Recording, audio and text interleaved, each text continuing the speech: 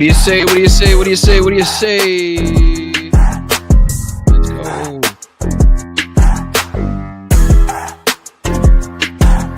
Hit that like button, guys.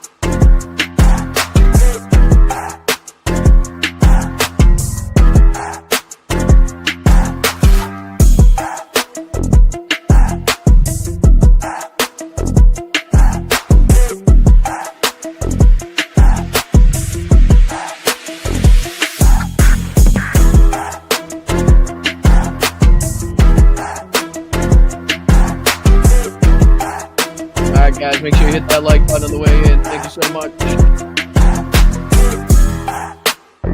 Nothing bad can happen. It can only good happen. Nothing bad can happen. It can only good happen.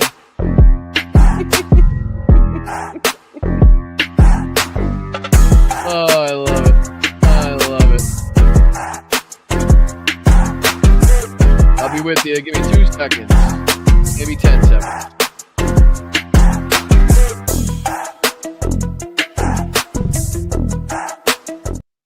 All right, what do you say, guys? How's everybody doing? Welcome back to Blunt Politics. I'm Boston Brian. Make sure you hit that like button on the way in. Subscribe to the channel if you like what you're seeing. If you like what you're hearing, it would be great if you could do so. A lot of ways in which you can help the channel. I'll start letting people filter in as we say hi to the chat. How's everybody doing? What's going on, guys? What's up, Deb? How are you? What's up, everybody on Twitch? What's going on, Victor? What's up, Roxanne? Hey, Linda Lou.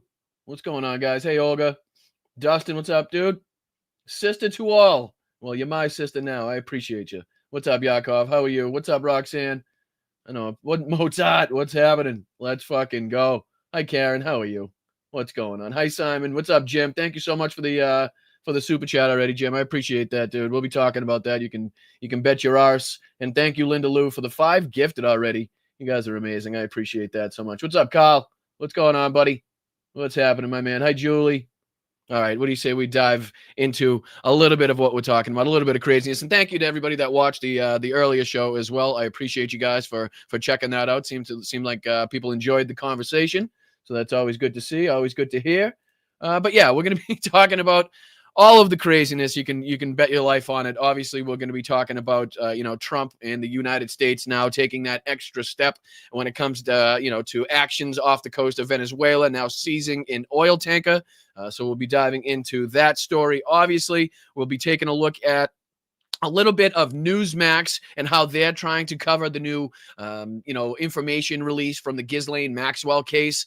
Greg Kelly's not happy about it, and I think you'll kind of get a kick out of his reaction because it's a strange reaction from somebody that seems to be on the side that claims to want to see the best for children and then accountability for, I don't know, people that, are pedophiles, that type of thing. But it's a strange reaction from Greg Kelly. We haven't checked in a lot on him recently. And then we have a couple clips here from LBC. I think these are going to be very telling clips. We'll probably, I'm assuming, focus most of the time on those because, again, the way in which they speak about the new policy shift as it pertains to, the United States and our national security and the policies that Donald Trump has just seemingly kind of put in place. It's good to see and hear the Europeans react, considering, that's who's kind of been thrust aside in this whole thing. So we'll be looking at that. And then obviously we have some more to talk about and more to dive into as it pertains to the Candace Owens Tim Pool feud, which is getting beautiful. It's getting more beautiful by the day, I can tell you that much. And then obviously we got a couple videos to check in on what's going on the front lines in Ukraine, what's going on in Pokrovsk. And then if we do have time, there was a few more instances in that Nick Fuentes, Piers Morgan interview that I wanted to take a look at, but that's only if we have enough time. I don't want to get too bogged down in the nonsense, too bogged down in the bullshit, but I do appreciate you guys. I really do. Please make sure you hit that like button, share the stream out, make sure you let everybody know that we're live, and I would very much appreciate it. All right, let me bring this stuff in for you guys. Let me bring this in because, oh boy. It wasn't about the oil, ladies and gentlemen. It wasn't about the oil, which is why it's pretty strange to now see that the United States is seizing oil tankers. That just seems to be the next step in the war against Venezuela or the war with Venezuela. So we'll have to see how Maduro and Venezuela reacts. But what do you say we dive into a little bit of this CNN clip to tell us what the hell is going on and maybe a little bit of why. I don't even know if they know yet, but we'll see if we can dive into it. Make sure you guys hit that like button. I appreciate it. Again, so much to cover tonight, so much to dive into. Again, the Tim Pool, Candace Owens stuff is just, it's cracking me up, and it's setting the internet on fire as well. People are really starting to, get a kick out of watching the MAGA feud. These, what used to be this tight-knit set of right-wing political commentators that did the bidding to literally help get Donald Trump elected, help the Republicans stay in power. And now all of a sudden to see them in shambles and fighting with each other and clawing and scratching it's a sight to behold. But before we get into that, let's dive into the news that a lot of people were talking about today. Trump confirming that U.S. has seized an oil tanker off the coast of Venezuela. Let's dive into it. I appreciate you guys. Thank you so much. The U.S. has seized an oil tanker off the coast of Venezuela. Confirmation coming from President Trump just moments ago. And this also comes as the president has ordered a huge military buildup in the region and has launched strikes for months now on alleged drug boats. We're joined now by the former Air Force Secretary Frank Kendall, and we're learning details obviously still at this point, but your initial reaction to learning of the seized oil tanker, what this means? It seems to me to be an escalation of the level of pressure we're putting on Venezuela and on President Maduro. Frankly, doesn't that go without saying? Isn't that like, no disrespect, but isn't that like a kind of a Captain Obvious moment that this is an escalation? You know what I mean? Like now we're starting to seize their ships. Like, what is this, an active blockade that we're now putting in place? I mean, I think that's clearly an escalation, considering we're now actively using the equipment that we have in the area instead of just kind of posturing. Don't know where this is leading or what the overall intent is here, but this is a substantially bigger step to take than the ones we've taken before this. To the point of trying to discern what the intent is, experts have pointed to energy as the linchpin of this nexus of countries that are adversaries of the United States in the Western Hemisphere: Cuba, Nicaragua, obviously Venezuela. I wonder whether you think it also lends credence to the idea that the administration is specifically going after Maduro in part for his energy. But I think it's pretty clear that the intent here is ultimately to take him out of power one way or the other.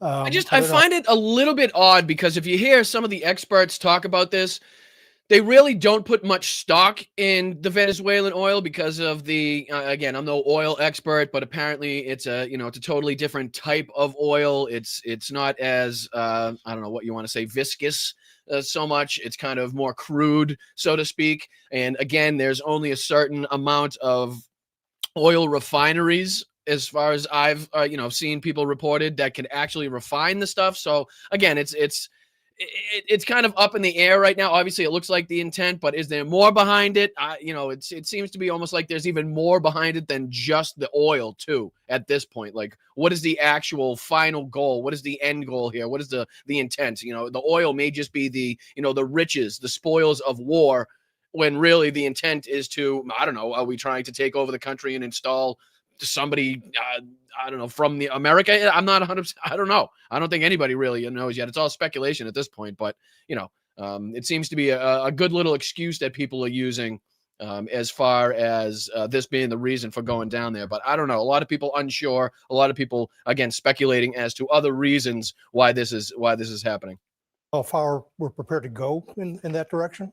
The force that we have in the Caribbean is not large enough to support an invasion, but it could support strikes. It's got a lot of air power, naval power, relatively small marine force, some special operations capability. So we could be doing airstrikes, which have been implied for some time. Well, that's interesting to hear. That's interesting to hear because according to him, he's saying that even with the amount of troops and force that we have down there, it's still not enough to conduct, a land invasion. Which, I'm sure I'm sure Donald Trump's not privy to that information. I have no doubt that he'd send, our military into harm's way without the, the proper support, the proper numbers, the proper training, or the proper fucking, plan in place. There's just no doubt in my mind. He's done it before. He's made radical decisions with the military before in his first administration, and he's made radical decisions with the military in the second administration. Something in support of a coup. That's possible. We could be doing raids. We could be targeting, drug facilities and so on. I don't know. It's not at all clear what the actual intent is here. It may be some hope that Maduro will just realize that the game is up and leave the country. I think that may be wishful thinking, but that's a possibility. Looking at again, just it's clear speculation at this point. Let me see if I could probably just play this. I think it's a quick clip. Oil tanker. Yeah, I'll just do that. Let you pull it up. We'll just do the quick clip of him reading out. I think he kind of reads out his little shit here. Let me see. Does this talk about it? Put this on the screen. I want to bring in our senior White House correspondent, Garrett Haake, who has made his way to the camera there on the North Lawn. And Garrett, listen, the president is confirming a piece of reporting that originated from Bloomberg News maybe not an hour ago. And it made waves, obviously, because this is a significant escalation now in these tensions that we've been seeing in the Caribbean. The president is now confirming it from the White House. Help us understand sort of how. No, that's not him. They're talking over him, which doesn't help me. Hold on. Oh. Let me see if I can put this back on the screen. Let me see if I could find a quick clip of just Trump kind of saying the words out loud there, just so you can hear it from the horse's mouth himself. Because obviously this was stemming from his announcement there. Let me see. Early details. Does anybody just play his fucking clip? This one? Let me see. Yeah, that plays it. All right, I'll put this on the screen for you guys. Let me put this up. Share screen, Trump oil tanker, bango, bongo, and away we go. All right, yeah, this just a quick clip of him saying announcing it. It's been an interesting day from the standpoint of news. As you probably know, we've just seized a tanker on the coast of Venezuela, large tanker, very large. Largest one ever seized, actually. And other things are happening, so you'll be seeing that later, and you'll be talking about that later with some. And that's the announcement we get from the president of the United States, again, seizing an oil tanker off the coast of Venezuela. It never ceases to amaze me how fucking dangerous this guy is, how erratic, how willing he is to put the entire country, the entire military in danger for, self fucking dealings to enrich himself. I know it's almost like generic speak at this point in his fucking, his political career, but it never ceases to amaze me. As long as I've covered him, we're sitting here talking about the United States possibly having an invasion in Venezuela, going after their oil, seizing oil tankers. And for what reason? Again, we got people all over the place, experts all over the place, trying to speculate as to what the fuck our government is now doing. And nobody really seems to have a clue. Right? We're just going off the words of, Donald Trump doesn't like Maduro, apparently. I don't know. It's wild. Every day it gets more wild. It's fucking nuts. But, let's dive into, I don't want to spend too much time on that. Now, diving into, the new, I'll take this off the screen so you don't have to see his ugly mug. I don't have any warnings, unfortunately. Hal's got a copyright on the nunt warning, so I can't use one. But now diving into the, the story of the information now to come out of the Ghislaine Maxwell case. I just wanted to play a little bit of Newsmax here. There's two Newsmax clips. One's going to be Greg Kelly, and the first one here is James Comer. So, I'm sorry to have to subject you to this moron, but again, I want you to hear the words out of Comer's mouth, and then I want you to hear the griping and the bitching and the complaining from Greg Kelly, and tell me if it makes any sense to you, right? So here's just a little bit of the Newsmax clip. Again, we only have to watch about 30 seconds to a minute. I'm not going to dive too deep into this one. And the Ghislaine Maxwell grand jury records have been cleared for release to the public. Today, a federal judge in New York granted the Department of Justice request to unseal the materials. So it's a Department of Justice request, right? I mean, I really don't have to play more than what she just said there. It's a Department of Justice request, right? Allegedly. So let's hear Comer. After President Trump signed into law the Epstein Files Transparency Act. That was signed last month. This new law compels the Justice Department to release everything it has on the convicted sex offender Jeffrey Epstein.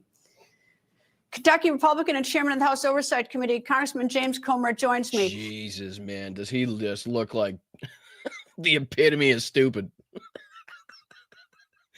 Oh, Foghorn. All right, Foghorn, let us know what you got to say here.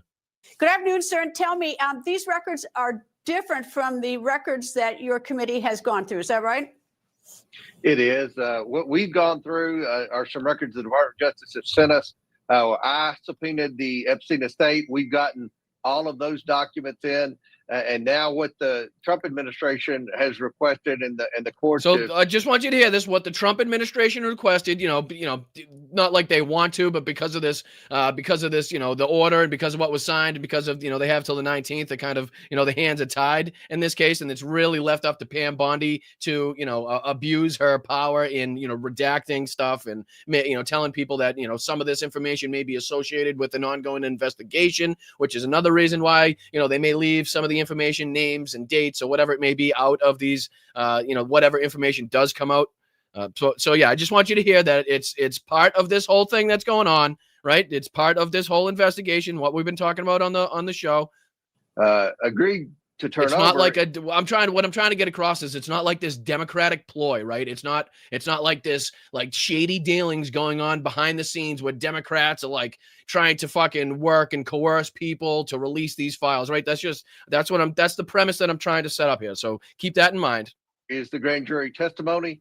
There are also some other records the Department of Justice has. And then at that point, I think we'll have everything that we've all been waiting to see. And we're going to make everything transparent that we can make, with the exception of redacting the names of some of the victims. All right, so you heard it there. That's James Comer, Newsmax, talking about how at this point, if they get all the information here, they've subpoenaed requests, the DOJ has subpoenaed files, per this whole thing that's going on.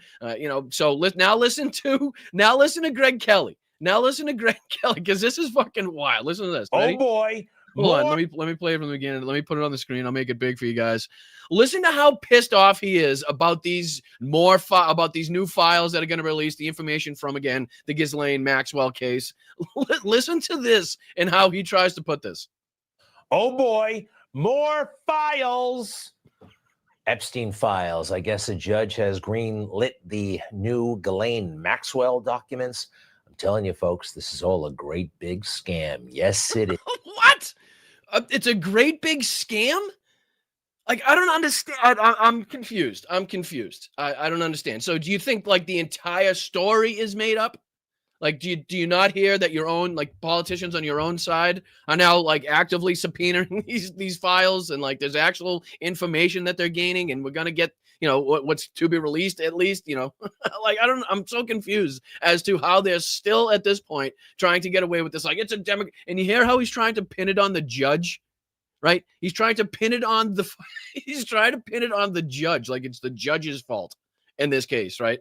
Like, I'm so confused. It goes on. He goes on. I'm not too excited about these files, just like I didn't get You're not too excited about accountability? Wow, that says a lot about you, Greg, right? Like, I would assume that most people would be, rightfully happy that these files would be released, and that, we were going to see the people that were involved so that they could be held accountable. Especially if you're, part of the so-called party that wants to protect children, right? I'm kind of confused as to how you could be against this information coming out, and how you're calling it a Democratic hoax or a scam, when again it's per the DOJ's request that this information was being released in the first place. It's, again, does he know how the process works? Is he just kind of, does he know like what side of history he's putting himself on by telling everybody he's pissed off about this information coming out, and that everybody should look at it like it's a big scam? Like, he does know what he's doing. Of course he does. excited, unlike a lot of my friends, about the old files. Remember this? Shortly after President Trump took office, we got these big documents full of not much. So now even Greg Kelly is mocking these morons. Even Greg Kelly. I mean, the MAGA feud spreads, ladies and gentlemen. It just continues to spread. Now Greg Kelly's sitting here doing the same thing that I was doing on my show many a time, which was calling out these fucking buckleheads, right? These chuckle fucks for sitting there thinking that they solved the case, when really they got duped and had less information that was already publicly available. But now Greg Kelly, because he doesn't like this information is coming out, is now, I guess, hopping on our side. He's now turned to lib. Now Greg Kelly's Lord Jesus. Because this Epstein matter, as far as we're concerned, is a scam.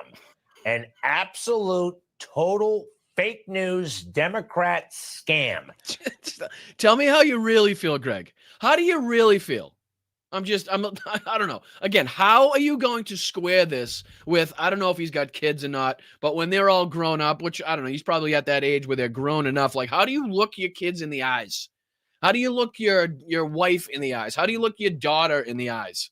Right? Your nieces. I don't understand how you could look them in the eyes and then go on television at night and tell everybody that after everything that we know about Jeffrey Epstein, what he was involved in, who he was involved with, right? Basically, what we're ironing down now is the particulars and the information and the evidence to prosecute people. But again, the information, the rumors, the pictures, they've been out there for a long, long fucking time. Information from different investigations, information from different cases. I mean, there's more than enough out there where you should absolutely be ashamed of yourself. Absolutely be ashamed of yourself to even think about walking in front of a camera, to tell people to not believe what's going on, to look the other way, to not be happy, and to not be like, okay, now we're finally about to see some justice, some accountability, right? To not feel something for the victims, that they might actually get to see the monsters that put them through so much shit face their day in court, see their day in jail. Like that, I mean, I don't know. It makes me feel good to think about the victims in this case, seeing that happen after so many years, after so much torment, right? So many books written, news articles, I mean, movies about it, you name it. To finally get to see them have that fucking moment where they finally get to see that monstrous piece of shit, or the multiple monstrous piece of shit that fucking, again, put them through so much anguish, finally perp walked into their fucking prison cell. That will make me fucking feel good. So again, you should be, I mean, I don't know how cold-hearted you have to be. You have to be either dumb, ignorant, or cold-hearted. I don't know. Or all three, to tell you the truth. He was a bad guy. He did some bad things. But for us to be obsessed with it, and for the fake news to be badgering the Trump administration day in. Fuck you, Greg. He's a bad guy that did some bad things, but why are we so obsessed with it? Like, why should we care about it, basically? What an absolute piece of shit. Like, I don't know if you could be a worse person. That's just amazing. That's fucking amazing to me. To go on and say it's a scam, and then in your very next breath acknowledge that he's a monster and acknowledge the monstrous shit that he was a part of, but also say that we shouldn't even fucking be worried about it because, and the only reason he's saying this is because of the effect that it's having on his fucking dear leader, right? Because it's a bullet that Donald Trump cannot dodge. It's a train that Donald Trump cannot outrun. And Greg Kelly knows it, which is why he's so fucking upset about this. And he's so upset and he's so attached to Donald Trump, right? Like he's in this Joseph Goebbels stage at the end of the war, right? Magda Goebbels stage almost. Like if Hitler's not going to live, then she's not going to live. Her children aren't going to live. There's no reason for them to breathe oxygen anymore if, again, Adolf Hitler, the dear Fuhrer, isn't going to be around to lead the National Socialist Party, right? If National Socialism doesn't exist anymore, then no longer shall the Goebbels. And that's like seemingly the position. And I said this morning on the earlier show where it was like, you do understand that the more fractured MAGA gets, and the more dangerous the position that they are in, the more precarious political position that they put themselves in, the more dangerous and more sycophantic the base is going to get, right? The last people that are going to be left are going to be the most dangerous, the most fucking radicalized, the most sycophantic of the MAGA people. And it's, they're slowly going to be dwindled down to that base. Hopefully, what we're hoping to see now and what we hopefully are seeing now is the beginnings of that, and if we could speed that up somehow with our commentary, with what we do on the left, that would be fucking fantastic and would be to the benefit of everybody on this planet. All right, so let's continue. It's just another minute of this. And day out about this stuff. Well, a little bit how we got here, okay? The judge who ordered that these documents, previously they treated this stuff as, all right. Really I already see what's going on here. Right? It's a woke judge. Let me see. She's probably part of the LGBTQIA community. She was appointed by either Obama or Biden. I'm just taking a shot in the dark here. I'm assuming that's what he's going to point out. So he's going to try to go after the judge as opposed to actually noticing who put in the request, which was Pam Bondi in the DOJ.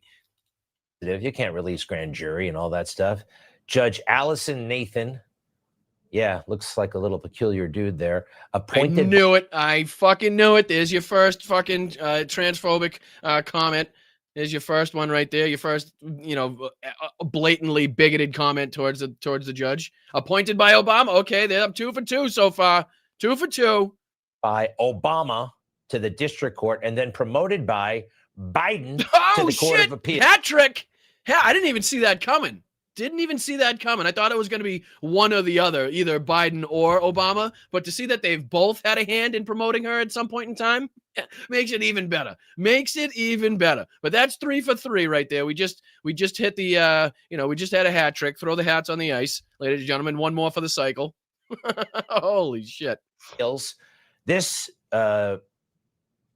individual, I honestly don't know. Gentlemen, ma'am. Wow. All right. So again, just a degenerate piece of shit. But can you see how, I'm trying to prove to you how fucking low these people are willing to go, and just how much the propaganda and the access to power, and how he thinks he has this friendship with Donald Trump because he's interviewed or because he's in the fucking in and around the press corps every now and again, and they're rubbing shoulders, and he thinks that so much that it's taken over him so much that he doesn't realize the position, or he does realize the position that he's putting him in. He just doesn't give a shit.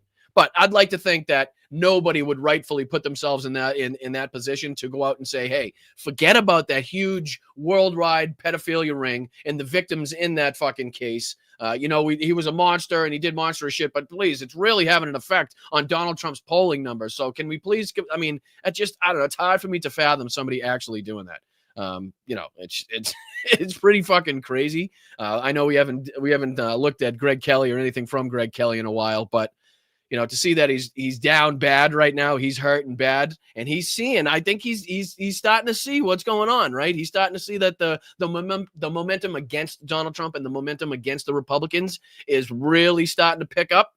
That's just my view. I really do think that because of the anger seen in this country, the frustration, the outrage, whatever you want to call it, that, even Greg Kelly is starting to see the fucking writing on the wall as it pertains to that shit. But let's dive into this, because this is one of the more, probably one of the more telling couple clips that I've seen, talked about, in just how other people around the world feel and how they view just how crazy, insane, and not normal Donald Trump's second term is, the decisions he's making, the people and the fucking dictators he's supporting, as opposed to our long-term allies, trade partners, whatever you want.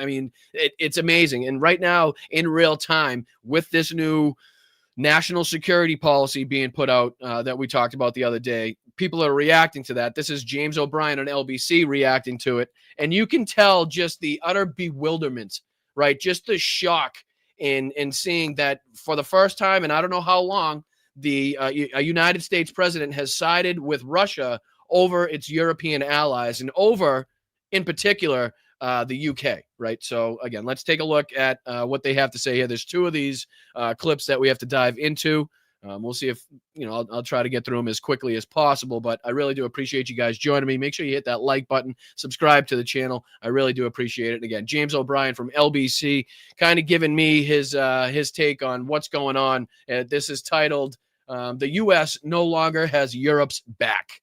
And again, think of what we're talking about here. Think of how historic that fucking title is, right? The U.S. no longer has Europe's back is a headline. You could picture that. Picture a fucking, I don't know, what do they do in the old movies where the newspaper comes in swirling and then it stops in front of you? Think of a 1930s, 40s headline or something like that that said, U.S. no longer has Europe's back. They'd be fucking nuts. All right, let's dive into it. Vast majority of us, when we have woken up and it is crystal clear that there is an American government in power that intends to torpedo completely the 80-year transatlantic alliance that has kept the peace in Europe since 1945, that is absolutely determined to interfere in the internal affairs of the UK and its European partners, and wants to bring about a situation in what this document refers to as patriotic political parties find themselves much more easily achieving power in Europe, a continent that this document agrees or argues is at risk of civilizational erasure because it has allowed so many immigrants into. And that's the term that really stood out to me. We talked about that with Hawk this morning. I brought that up on the show the other day. This civilizational erasure is no different than, again, Mein Kampf, the writings of Hitler and Mein Kampf talking about poisoning the blood of our people, the vermin coming across the border, the disease-ridden parasites and how they're rats. We've heard it before. We don't have to go over it. But that rhetoric is no different. And it's standing out to not just people in America, not just lefties, right? Not just fucking people that are against Donald Trump, but people all across the globe are now recognizing that type of rhetoric, recognizing, just think about on British TV, them talking about the 80-year plus alliance of the United States with Great Britain, right? Just totally being fucking pushed aside by the United States president for the first time. And God, again, this is pretty historic shit that we're talking about here. And again, it's the boiling frog moment where you might not see how historic it is because we're living in the moment and it's being reported in real time and you're living through it.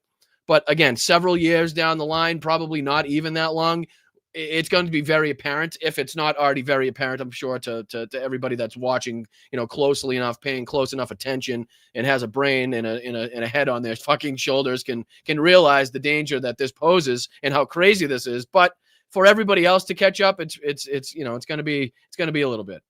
European borders, that the entire future of the European project is not in doubt, but according to this document, absolutely bound to collapse, and to collapse in a way where the document argues that non-European populations will become the majority populations in so many European states that NATO will basically fall apart of its own volition, because for some reason those non-European majorities, whenever they come about, will not favor the idea of the mutual defense covenants that lie at the heart of the NATO Charter. It's unclear why they wouldn't do that, any more than it is opaque in this document what Donald Trump means by patriotic political parties. But you don't have to be a Swami to understand it. I mean, they don't think the Democrats here are a patriotic political party. So I certainly don't think they think Labour or possibly even Kemi Badenoch's Conservatives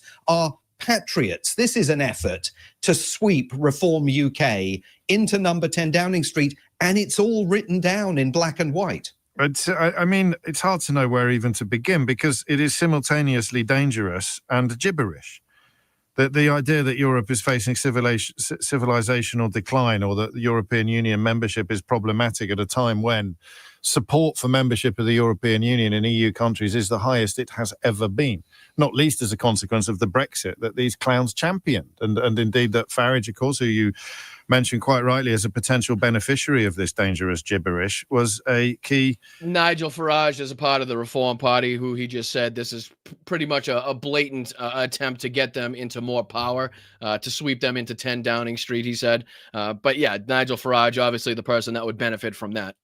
Proponent of. So what is the point here? I mean, civilizational erasure is, well, not that long ago, it literally would have been the language of a white supremacist in the darkest corners of social media. And of course, I told you. Again, smart people, much smarter than me, much more involved, doing this a lot longer, coming out with the same conclusions to this, again, pretty apparent statement that they've put in this policy, the civilizational erasure.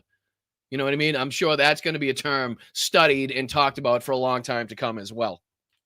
It still is. It just happens that they're in the White House now. Yeah, I think that's right. I mean, I think all of this is clarifying. Everything in this document and everything we've seen, particularly over the last 10 days here, the racist, bigoted, fascistic approach, for example, to Somalis living in Minnesota, now being dragged off the streets by ICE and Border Patrol agents as a result of Donald Trump's white supremacist position that he took at the White House last week, combined with this document, underscore. Now, it's amazing that people across the pond, right? People not even associated or engaged that closely with American politics. Clearly, this gentleman's a reporter, I'm sure, on American politics. But on the whole, James O'Brien, much more involved in covering what's going on in his own country. It's so clear to them. It's so easily seen. It's so easily read. It's clear. But, to our own Republicans, to our own conservatives in this country, it's just, again, they're just lost in the sauce. They can't see through the fog. And again, they're just blindly supporting their dear leader, who, again, has spent, I got to say, a lot of time, money, energy, resources to propagandize these people, to get them in lockstep, to get them in line with, supporting shit just like this. Like, this was all done just so when it got to this craziness that he would have that core support that he always depended upon, which again, he's rapidly losing his grip on, but he's still trying to lean on that crutch. How far this country has moved officially. This is now official government policy. It echoes the Monroe Doctrine of 1823, which was the doctrine promulgated by President James Monroe that said the Western Hemisphere is uniquely America's sphere of influence. It sent a warning. We're just going to skip ahead real quick to what James says next, and then we'll go on to the next clip because, again, I think it's pretty telling. You can tell by not only their demeanor, how they're speaking about it, the seriousness in which they're taking this, new policy switch. It's pretty enlightening. It's pretty telling in my eyes. For doubt or hope, it has, as you point out, been summarily removed in the space of 29 pages. The historic import of the moment, you are, as I mentioned at the outset, one of the only people who seems, at least in print this morning, to be properly recognizing it. What's it like over there? I mean, specifically, for example, I can't quite conceive of what would have happened if 10 years ago a US president came out with a national strategy announcement that was greeted with undisguised glee by the Kremlin. You take my point. What do Americans realize what's going on? To answer your question, James, yes, a lot of us Americans do understand what's going on. Unfortunately, we are in the minority right now as far as power. We are in the minority as far as, actions we can take in order to prevent this type of shit. And again, we're reliant upon what is seemingly a corrupt government, a corrupt fucking Congress, as far as, the Republican side goes largely, to, again, do the right thing by the American people. And Donald Trump's been able to get away with so much that, again, this just kind of seems normalized to a lot of them. But there are a lot of us in the chat here that I have no doubt that do recognize how ridiculous this is. Again, he's talking about how we just came out with a new national security policy that the Kremlin is in favor of. Think about that. Think about that. Think about how counterintuitive that is, right? That should tell us something. That should be very revealing, very eye-opening. And say that we've done something clearly very, very wrong. We've taken some massive missteps in the calculations in what we need to do to to ensure our national security. When the Kremlin is sitting there going like, "Oh, bravo, yep, good, more vodka, good. We like this. This we like very much. This is good." You don't want that. That's not a good sign. So again. Certainly the foreign and defense policy community in this town recognizes what is going on. And I had messages over the weekend from one former State Department official who had served in previous Republican administrations describing this document as shameful and disgraceful. And it's not just what it says about Europe that is so concerning to many of these people. It's the broader view. Anytime in the past you've picked up a national security strategy by a previous president, it has focused relentlessly on the Ronald Reagan vision. America, the shining city on the hill, the beacon of democracy for other countries to emulate, accentuating the need to spread free. In this case, what's needed is the arsenal of democracy.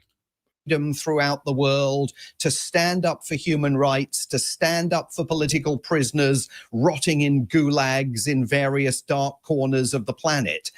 This document doesn't use the word democracy until page 16, and it only uses the word democracy 3 times during the entire document. In fact, it makes it clear that official US policy is no longer to spread freedom and democracy and protect human rights.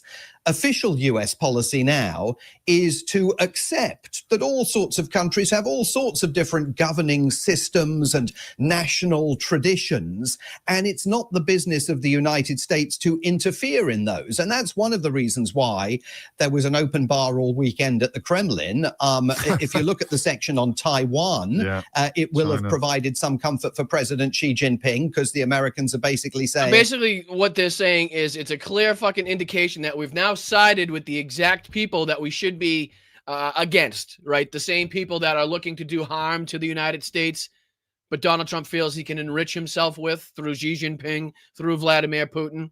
But don't worry, forget our allies, forget fucking Britain, forget the Europeans, let them do their thing. We're no longer involved in, upholding democracy. We're not upholding the rule of law in different places where it's not recognized or where we're needed.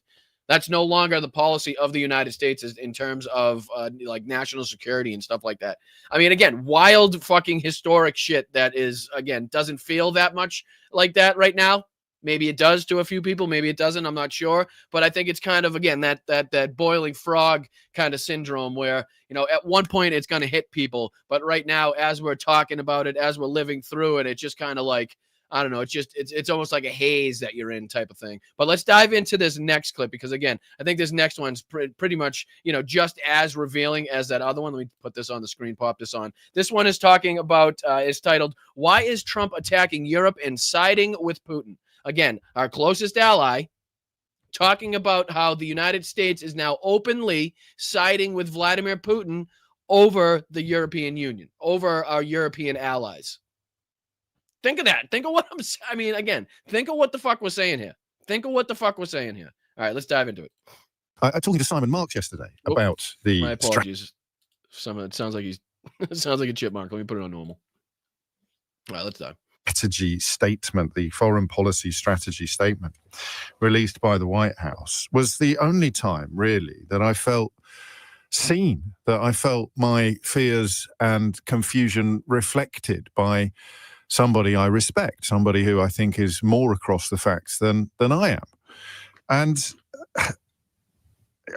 there's not a lot of it about.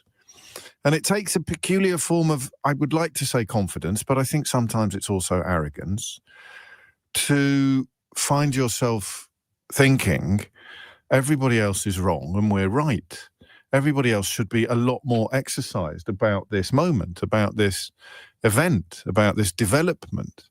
But they're not. They are either ignoring it completely, or in the case of one columnist in the Times, I should probably double check, but they appear to have written a whole piece about this without once mentioning that the national security strategy has been greeted by the Kremlin with undisguised, or at least ill-disguised, glee. How could anybody do that? So basically, he's talking about the reaction or lack of reaction to, again, the wording of this, the ultimate change, the ultimate shift in foreign policy, really, and what the United States stands for, who we're allied with, right? So again, he's talking about how he would have assumed there would have been a much larger reaction, a much more, I don't know, visceral reaction to this, and he's kind of at least saying that he's been vindicated with his reaction because, of how crazy this all is. Anybody write an article?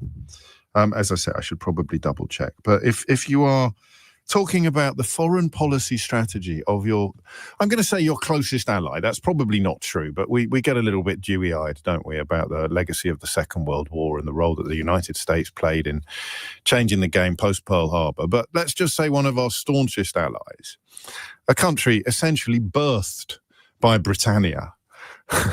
It's a slightly uncomfortable figure of speech, but a country birthed by Britannia, one of our oldest, staunchest allies, the other half of the so-called special relationship, has got us in the crosshairs, has got the whole of Europe in in its crosshairs. And we either don't know what to do, we're either so daunted by the scale of this development that we are doing that thing. We're not looking up. We're just looking away. We're pretending that it's not happening because thinking about it is too traumatic. We are, I think in a lot of cases, probably in the British media, people have climbed too far up a pole of absurdity and... Oh, thank you, Vinny. Thank you, brother. I appreciate that. Boston, you've really been breaking your ass. Thank you. Take a victory lap. Oh, thank you, dude. I appreciate that. Very kind of you. Very nice of you. I appreciate you being here. Appreciate you watching.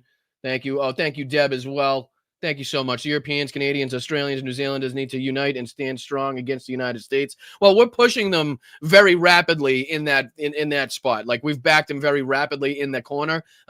We've seen how they, Donald Trump kind of takes credit and a victory lap for, the European Union agreeing to, or the NATO countries, I should say, agreeing to spend more on their defense, right? But again, that's only because of the danger they see that Russia poses to Europe, because of the inability of the United States to, again, step up and do the right thing, to treat Russia the way they should be treated, to help our allies the way they should be fucking helped. So again, that's the reason why, again, I'm sure they were all very happy or very quick to be like, okay, yeah, I think we need that. You're obviously not going to step up and help us. So again, it's going to be left on our shoulders, on our backs. So we might as well, step up now with our military spending, join forces. And again, Ukraine has noticed that as well. Volodymyr Zelensky has noticed that as well, which is why he's been working so closely with his European partners lately. You can tell. And ridiculousness that they don't know how to climb down. If you used the phrase Trump derangement syndrome, for example, to describe people expressing concern or warning about the obvious direction of traffic, how on earth do you? It's a bit like Brexit. If you told people to vote for Brexit, how on earth do you return to the subject without wearing a hair shirt and indulging in at least 3 hours of self-flagellation, as well as shouting sorry from the top of Nelson's column for an entire morning? How would you do that if you told people to vote for Brexit, or if you told people to calm down a bit about Donald Trump? How do you deal with the new reality where Brexit is obviously a disaster and Donald Trump has essentially put the whole of Europe and specifically the United Kingdom in the crosshairs? He has, I'm going to say this slowly, he has sided with Vladimir Putin against the United Kingdom. The president of the United States of America has sided with Vladimir Putin against the United Kingdom, against the whole of Europe, in fact. But I don't know whether we're ready to speak as Europeans. Yeah. I mean, do you get what a monumental statement that is? Right? Do you understand what a monumental statement that is? Do you understand how crazy a time we must be living in for that to even be uttered on fucking radio, television, whatever? You know what I mean? The president of the United States has sided with Vladimir Putin and has actively put not only Britain, but also the European Union in its crosshairs. Has told the world who we are going to side with, who we want to benefit from relations with the United States, who we're going to support, and who we no longer want relations with. It's been made clear. And now our allies are now letting, it's now soaking into our allies, the people that are slowly kind of gaining and getting what this document means and what the writing and the particulars of the rhetoric means in this and what it stands for. And this is their blatant, and honest reaction to this. And I don't know what's not to say that this exact moment, this exact clip of this being recognized won't be played on documentaries for years to come. On newsreels for years to come. When the policy of the United States became visible, became very public, that we were siding with Vladimir Putin and Xi Jinping over our European allies, over our long-time, close, longest-serving allies, whatever you want to call it, however you want to put it, right? It's absurd. It's absolutely absurd. As opposed to speaking simply as Brits. And I know that it is sometimes hard to believe that there's any purpose or plan behind this at all. And I know that sometimes it can be quite dispiriting to find yourself searching for the rationale behind what is going on. But I don't think we can help ourselves, and I don't know what else we can do. How on earth do you solve a problem if you don't know what the problem is? How on earth do you discuss what Donald Trump is doing now without wondering why he is doing it? Can you answer that question? That's going to be the phone-in, by the way. I'll give you a quick. And again, we don't need to go into the phone-in part of the show, but again, you can get the sense of frustration, amazement, bewilderment, right? Fucking anxiety, the realization of what he's saying, like what this moment means. I don't know how to better impress upon you the significance of the moment, the significance of the document, the significance of what Donald Trump is actively doing to our longest fucking serving allies. Again, however you want to put it, our closest allies, top allies, longest serving, longest running, whatever you want to say. You know what I mean? Like, to the people that we have been supportive of and have supported us in moments of need. Like, it's I don't know. It's going to be studied. This will be another one of those moments, another one of those aspects that people will talk about and speak about and study for a long time to come. But all right, let's dive into a little bit more that we could. Let's dive into this the MAGA Civil War because it's been a lot of fun to watch. It really has. It's been comical in a lot of ways. It's been been very beneficial to kind of to get the laughs out. It's always good to laugh. Let me throw this on the screen because Candace, I don't even know how to explain this. Oops, sorry, wrong one. My apologies. This one. I'm not even sure how to explain it. So we heard from Tim Pool yesterday and how he absolutely lost his shit, right? Calling Candace Owens a cunt. He called her fucking everything under the sun. He lost his shit. So this is Candace Owens's reaction to Tim Pool. And then there's a Tim Pool reaction to Candace Owens. And then I think there's even a Milo Yiannopoulos reaction to it all. I don't know. It's getting fucking wild. It's getting deep. It's getting crazy over in the MAGA Civil War. I mean, strap on your body armor. We might catch a couple strays in this. Who knows? I don't know which way things are flying, but shit's flying. Shit is flying, ladies and gentlemen. All right, let's dive into this. Again, only a couple minutes. There's so much that I tried to write down and so many of these clips and so much happening. I think I have it in the right area. So we'll take a look at this clip. And then the next one is Tim Pool responding to Candace Owens. And then it's fucking, I don't know. I think it's Candace Owens responding to, I don't know. It's crazy. It's getting nuts. All right, let's dive into it though. Oh, my apologies. Hold on. The wrong video started playing. My apologies. All right, let's go. Here we go. Right now. Yeah, and this is part of the clip that we heard yesterday, that we played on the show yesterday, just to kind of, for better context, just to catch you up on things. And then Candace will chime in with her response. Ready? Done with these people. She has security, just not on the level of you. Oh, yeah, the one fat guy you mentioned with no wall and no barrier in a suburban neighborhood with neighbors. Shouldn't give two no one's out for her. She's I still can't watch this clip. I still cannot watch this clip without fucking howling laughing. To see Tim as upset as I've ever seen him. Again, like I said, since the last time he found out that Russia was paying him to say that Ukraine was the biggest enemy we have on the planet, since that time, he's never once put so much emotion into it. And it's so funny to me that it's against his own side.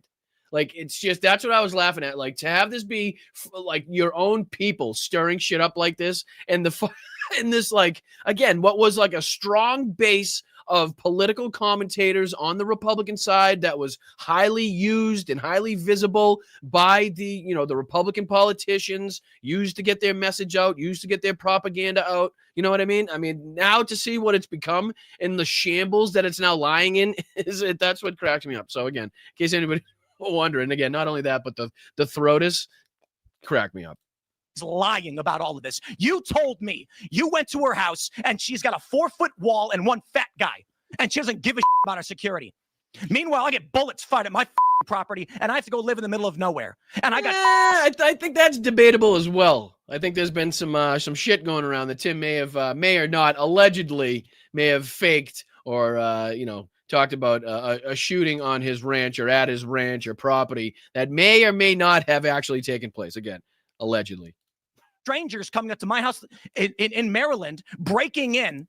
I got people showing up and beating up the residents who trying to live there. How the am I even supposed to sell this property? So there's a lot to unpack there. First and foremost, what you are seeing right there is on a display of testosterone. Men that speak to women like this are not tough guys, okay? What you are seeing is actually a display of estrogen. Everything he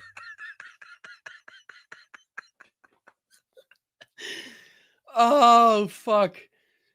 Oh, Jesus. It's so great. It really is so great. After so long of seeing them fucking have their way, the most clicks, the most funding, billionaires supporting, to now see it result in this. And now it's estrogen pouring out of Tim Pool, says Candace Owens. They're just going at each other's throats. is doing there is somebody who is not a man. He is not tough, and he would never dare to speak to a man like that, right? People that find that very easy. Secondly, Tim Pool doesn't even have the intellect to understand that we put him in the thumbnail because he accused me in a full episode with Milo Yiannopoulos, which we showed and contextualized, of being someone who benefited from Charlie Kirk's assassination. So he thinks he's being accused. No, you accused me of that in like a actually, I think it was 2-hour episode with Milo Yiannopoulos, in which Milo defended me and explained that I am not to blame for the lame excuses that the feds have given us regarding Charlie Kirk's assassination. And that if we do, and I don't know how one could possibly argue to say that you haven't benefited, whether it was purposefully done or not. But the numbers that you've seen since then have been astronomical compared to beforehand. So again, I don't see how you could even put forth the argument that you haven't benefited. Again, whether or not you mean to, whether or not that was the plan or the intent. I guess you could argue that, but I don't think anybody could argue or not see that the live numbers are huge now. The numbers on your videos just in general are fucking off the charts now since this has been taking place. So again, just another minute of her ripping into Tim Pool, and then we'll go into Tim Pool, his reaction to Candace Owens' reaction to Tim Pool's original statement, I think. to have some spiritual searching in terms of what the Republican Party has become, that the time for that is now. Okay. So this little, and I really he's a small person for this, a very small person who is also theatrical, Timothy Smollett, who pretends every year like people are trying to kill him. He's a chronic Timothy Smollett. Oh, they're going after one another, and it's beautiful. It is beautiful. fence sitter, okay, pretending like he is braving the wilderness for being the 110,000th person who's making a video about Candace Owens in the wake of Charlie Kirk's assassination. He thinks he's pioneering that. Are you out of your mind? It's only the safest thing you can do. What's next? Is he going to make a video and call Kanye West anti-Semitic? Like that. Again, Kanye West being one of our mates, being one of our buds. But all right, let's dive in. Nobody should be subjected to too much Candace Owens, which I will, rightly and happily, abide by. I will not show you too much of her. But it's just too good. It's too Maury-like, too Jerry Springer to see. And again, amongst their own people, just eating each other alive. So this is, again, Tim Pool's reaction to that, to that video by Candace.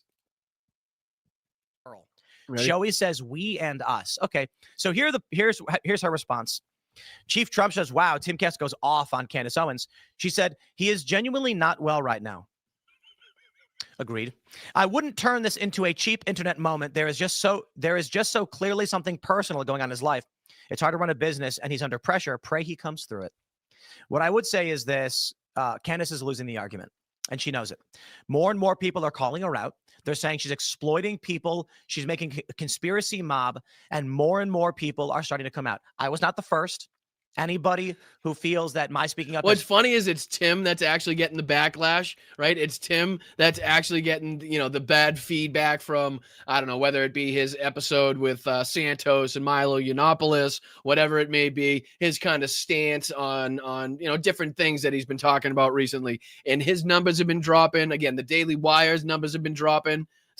So again, to say that she's not winning the argument when, again, she's got what, fucking 200,000 live people watching her videos, or you know, she's got about 1 million views in 2 hours on every single one of her videos. It's hard to make that argument if you're in old Timmy Pool's shoes. Yeah, to open up an opportunity for them to do so.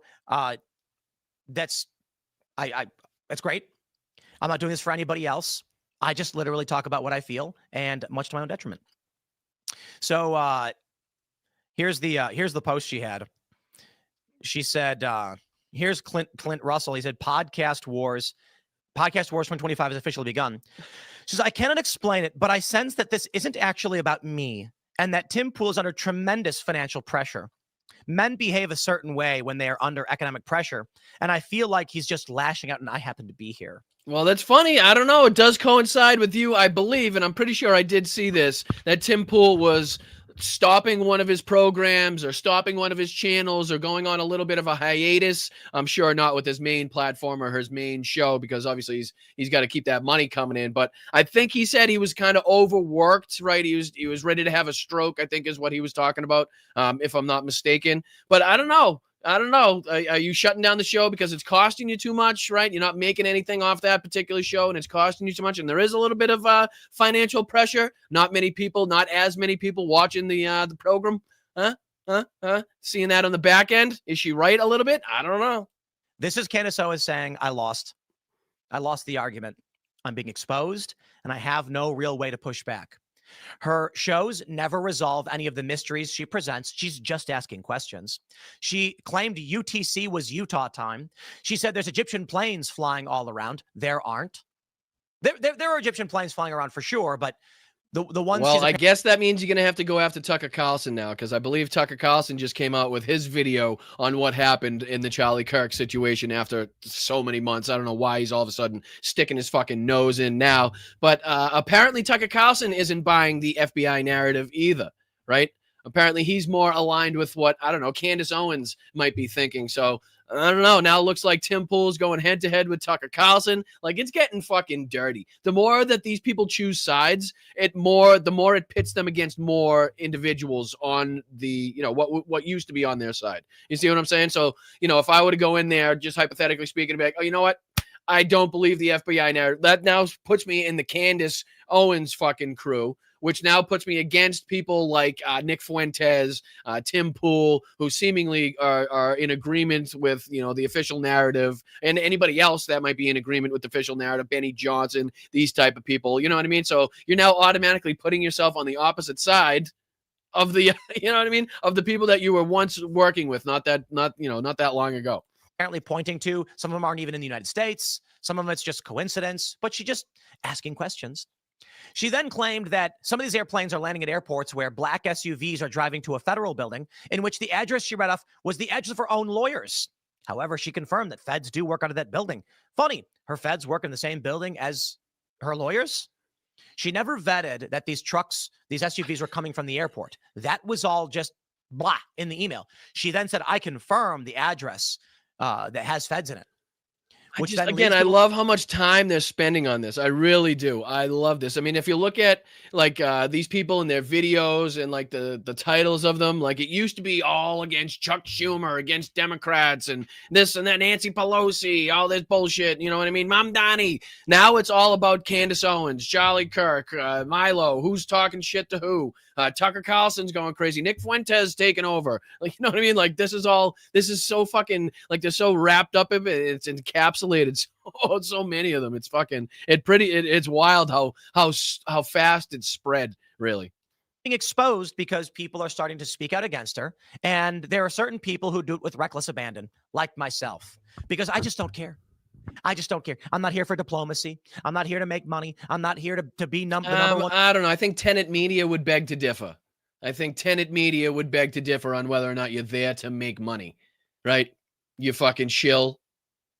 Come on, you're gonna say that you're not there for money, yet you're taking this fucking dark money from behind the scenes of a guy you've never met, the shadow billionaire. You had no questions about it whatsoever, huh? Yeah, sure. And all of a sudden, it just so happened that you're, again, the last time that you were that fucking animated on show was when you were being paid by that specific company to say things against Ukraine, which was specifically that they were the biggest enemy that the United States had right now, which was absolutely asinine. Podcast.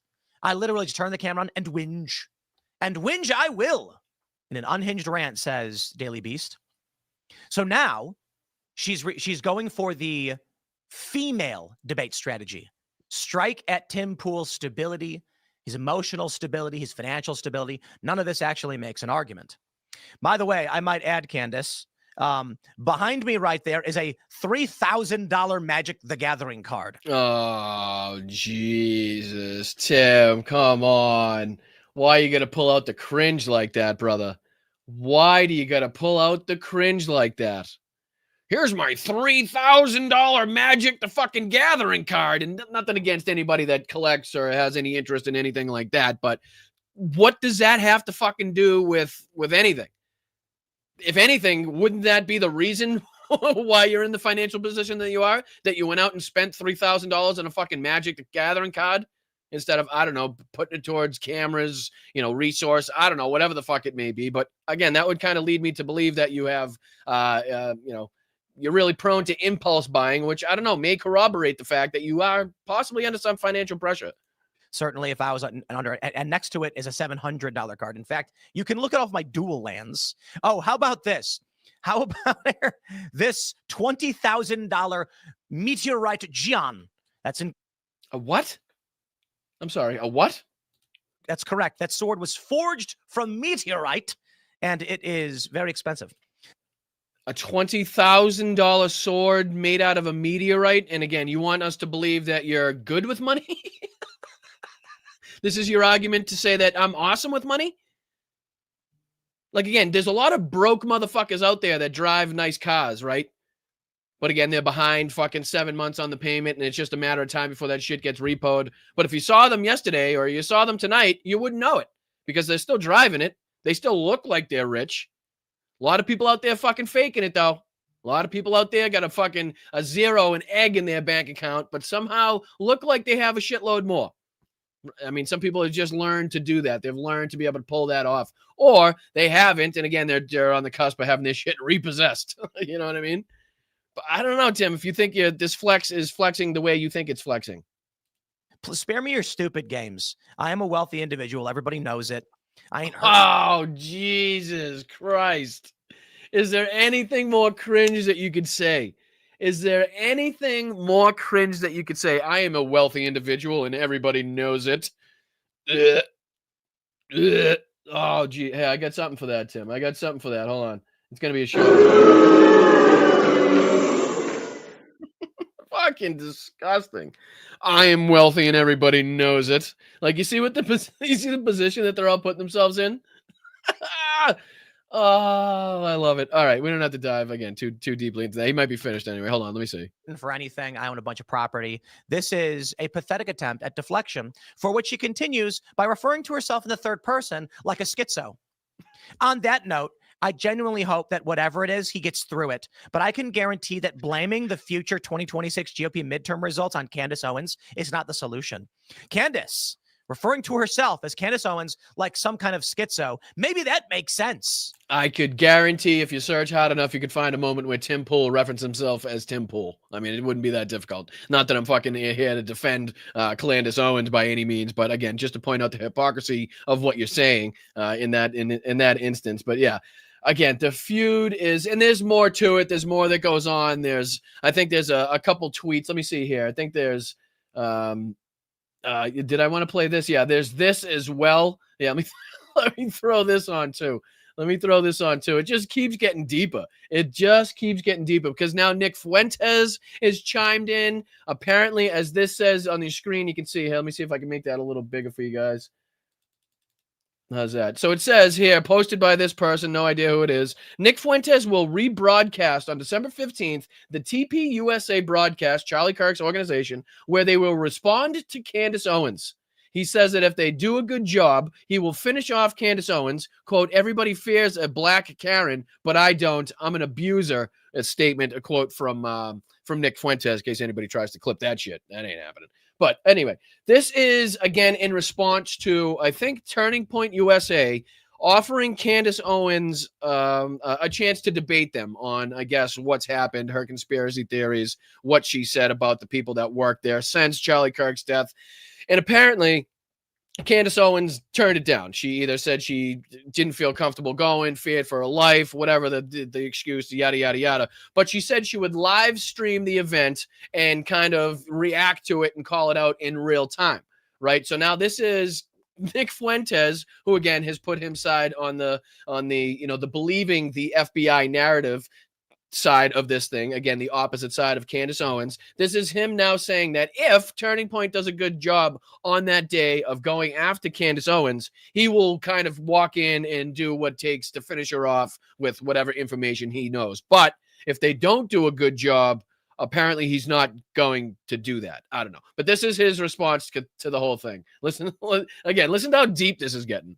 I'm looking forward to the Turning Point live stream where they respond to everything. I plan on live streaming that. Everybody, apparently everybody that's got a fucking thought or a theory in this fucking thing is going to be live streaming and reacting to this in real time. Again, and it's literally the organization of the guy that was murdered, again, addressing the evidence of the case that is still ongoing from the person that was murdered in their organization. I'm not sure how it's going to go, or if they're just going to, I don't know how they plan on addressing Candace's claims, because a lot of the shit that she says, I don't think it can be answered, right? Especially as the investigation, the cases are still ongoing. Again, it'll be funny to see how they attempt to pull this off, what Candace Owens says in return, what Nick Fuentes thinks about the whole thing. And again, think of how long we just talked in this show, and not one fucking time have they brought up a single Democrat. Have they talked about a Democrat policy? Have they talked about, again, the wins and the shift in momentum that is happening around the country, right? Whether that is, again, Democratic momentum or just momentum from frustration of what's going on in the Trump, administration remains to be seen. But, we've picked up a ton of fucking spots, a ton of, we've gained a ton of, I don't even know what you call it. In the elections, we've picked up a ton of positions, basically, is what we need to say. So, the Miami mayoral race that we won, there was a race in Georgia, and other races we've kind of managed to flip the script, and even if we didn't win, we've gained points, excuse me, I couldn't think of the word points for some reason. We've gained, a lot of points in a lot of different areas. So it's pretty clear that it doesn't matter which portion of the country you pick, there are pissed off people ready to show Donald Trump, ready to show Republicans that they're ready to vote their ass out. And again, not once has it been mentioned by Tim Pool, Nick Fuentes, Candace Owens, Benny Johnson. None of these motherfuckers are talking about it. You know why? Because they're so self-involved. They're so worried about their own image. They're so worried about, who's listening to who's following who's right about what. That they don't even see that they're running around like a squirrel with his fucking head cut off, and then they're like disillusioned, and they're dissolving as far as this, again, tight-knit community of right-wing political commentators and propagandists. All right, sorry. Oh, wrong one. Let me play this one. My apologies. Here we go. Oh, fuck off. I think it was this one. Depending on how they do, if they don't do a good enough job, I think I'm going to have to step up. Oh, okay. So, excuse me, I had it backwards. If Turning Point doesn't do a good enough job at, again, tearing down Candace Owens, or, again, refuting what she has to say or her conspiracy theories, that's when Nick Fuentes will see his opportunity. That's when he'll step up and he'll do the dirty work for Turning Points. Again, strange to see, considering if you know the relationship and the history behind Nick Fuentes, again, the leader of the Groyper Group, was going head-to-head, toe-to-toe with Charlie Kirk for a long, long fucking time. They are definitely not friends, right? There's a long fucking history between them. There's a lot of fucking background going on in these, dark corners, these dark circles of the internet and these different chats. That's the Groyper groups, the Groyper chats, the 8chan fucking people, right? Whatever it is, 4chan, 8chan, 10chan, 12chan. I don't fucking know. That's not my shtick. But that's kind of what's been going on. So now things are so fucking ruffled. Things are so jumbled up that it's now Nick Fuentes supporting Charlie Kirk's organization over Candace Owens. Now, again, it's so discombobulated, and I love every second of it. I think I'm going to have to expose Candace Owens for what she really is. I'm going to give them, they have the opportunity because they are involved in all this. But I am so frustrated with how people are handling it. They're losing. If Turning Point doesn't do a good enough job on December 15th, I'm going to have to step up. And just like I exposed Tucker Carlson and just like I exposed JD Vance, I'm going to have to step up. Again, might I add, 2 Republicans, 2 notable fucking high-profile Republicans. So it's not Nick Fuentes going at Democrats, not Nick Fuentes going at, I don't know, lefties or progressives or liberals or whatever the fuck. Again, talking about going after JD Vance, Tucker Carlson, Candace Owens. Eating each other alive, folks. Eating each other alive. Up, and I'm going to have to blow the lid and expose Blow everything about Candace Owens. Blow it. And Trump will love it. Call him Bubba. Reveal who she really is, who her husband is, who her donors are. Ooh, all right. Now it's getting juicy. Why would you hold that back, though? Why are we holding that information in? Why? What's the point? I'm curious. If you have this like shocking information, this like groundbreaking news that would shock everybody as to, again, who Candace Owens' husband really is, where the money's coming from, I would love to hear it. I know it would probably do a lot, if you had the right information to get people away from listening to Candace Owens, which you could probably. I'm just saying, let it out there. Why hold it in? Nikki? And unlike her, I will be naming names. I will be coming with receipts. I will blow the lid on the whole thing, and I'll give her the Tucker Carlson treatment. So as you can see, does not look like this is being resolved or fixed or Humpty Dumpty's being put back together anytime soon. Like, this is only going to get worse. The fire is only going to spread before it gets any better, if it does at all. Right? There's actually no guarantee. And if you ask me, I'd say the percentage-wise, there's a lesser chance that it ever gets fixed or put back together in any way resembling what it used to be. And the percentages of it breaking apart and this becoming just an outright fucking scrap, an outright battle for, again, the power that is going to be left there when Donald Trump eventually keels over or is removed from office, or again, fucking is put in the brig, or just leaves his second term, whatever the fuck happens. They're seeing this power vacuum happen in real time, and this is what it's caused. This is what it's caused, ladies and gentlemen. But I'll wait and see how the Turning Point USA stream goes. I think they're going to do a good job, but if they don't. Right, so again, before I run out of time, we'll dive into I want to take a look at what's going on in the front lines as well. Doesn't look like we'll have time to dive into the rest of that Piers Morgan. Who knows? I don't know. Well, you never know. But let's dive into this. Let me put this on the screen for you guys. Make myself bigger. Let me get rid of that one. Put this one on the screen instead. Hop back in here. All right, so we're going to Pokrovsk, ladies and gentlemen. We're going to Pokrovsk. We've been talking about this area a lot. We've been focusing on the maps. We've been calling out the Russian propaganda. We've been speaking about what's actually going on the front line. So, just more along the lines of that to keep everybody well informed. In case you're hearing some bullshit from your friends, your family members, in case they're wrapped up in the propaganda that's being spread with the peace plans and what Donald Trump wants to do with siding with Putin. We have your way to combat it. You're up to speed. You're up to date on what's actually happening. And you can combat the bullshit. But all right, this is again one of Preston Stewart's videos titled "Ukraine Pushes Back at Pokrovsk." So not only has the narrative switched from Russia has now conquered Pokrovsk, but it's now going the other way, where we're now seeing Ukraine pushing back, which is a good sign. Double thumbs up. Good to see. Slava Ukraine, Heroyam Slava. I appreciate you guys for watching. Let's dive into a couple minutes of this. And then we have a really good video from The Sun. Surprisingly, not one that I would expect to have a good deep dive on this. I'm not sure if they're just kind of playing somebody else's video, because it seems to have a title, Battle Plans Exposed. I've never heard of it, but we'll be taking a look at it because he seems to have some pretty good insight and information as to what's been taking place. And then he has this, as you can see on your screen, this map that he looks at, what we're looking at, Pokrovsk. So again, he kind of gives a little deep dive, similar to we do with the deep state map, into what's actually going on. So I found this to be incredibly helpful. Not all that long either. So I want to dive into that after. But let's take a look at this one. Some footage from the front line from Preston here. Let's go. Let me put this back on. Here we go. The lone survivor responding to soldiers from the Ukrainian 132nd Separate Recon Battalion in this video after Ukraine conducted a localized counterattack north of Pokrovsk. Now, we've got new reports today suggesting that Ukraine has retaken portions of that southern Ukrainian city, as Russia appears to have massed as many as 155,000 troops to try to take it. General Syrskyi, the head of the Ukrainian armed forces, in a press conference yesterday said, quote, "The defense of Pokrovsk continues," noting that Ukrainian forces have reclaimed about 13 square kilometers of the city's total 29 square kilometers since mid-November. I mean, that's a fucking, let me see. Let me check in on the deep state map. That's a good fucking portion, man.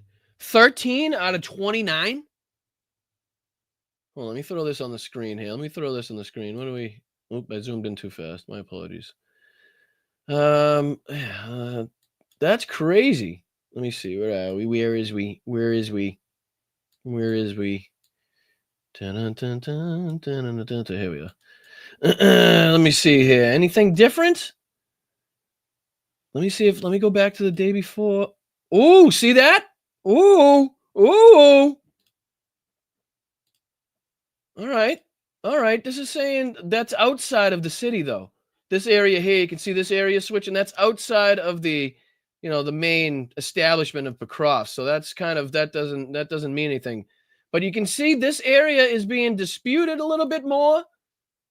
But I'd like to see where these 13 kilometers are. And again, deep states typically not slow, but, you know, they're typically methodical in how they update their maps. They really make sure that the information is correct, you know, to the best of I've seen to my, since I've been using this kind of site to look at what's going on here. But, you know, I'd be curious to see, and let me see if I can go back to the video, because he does say what portion of it. Let me see what he says here.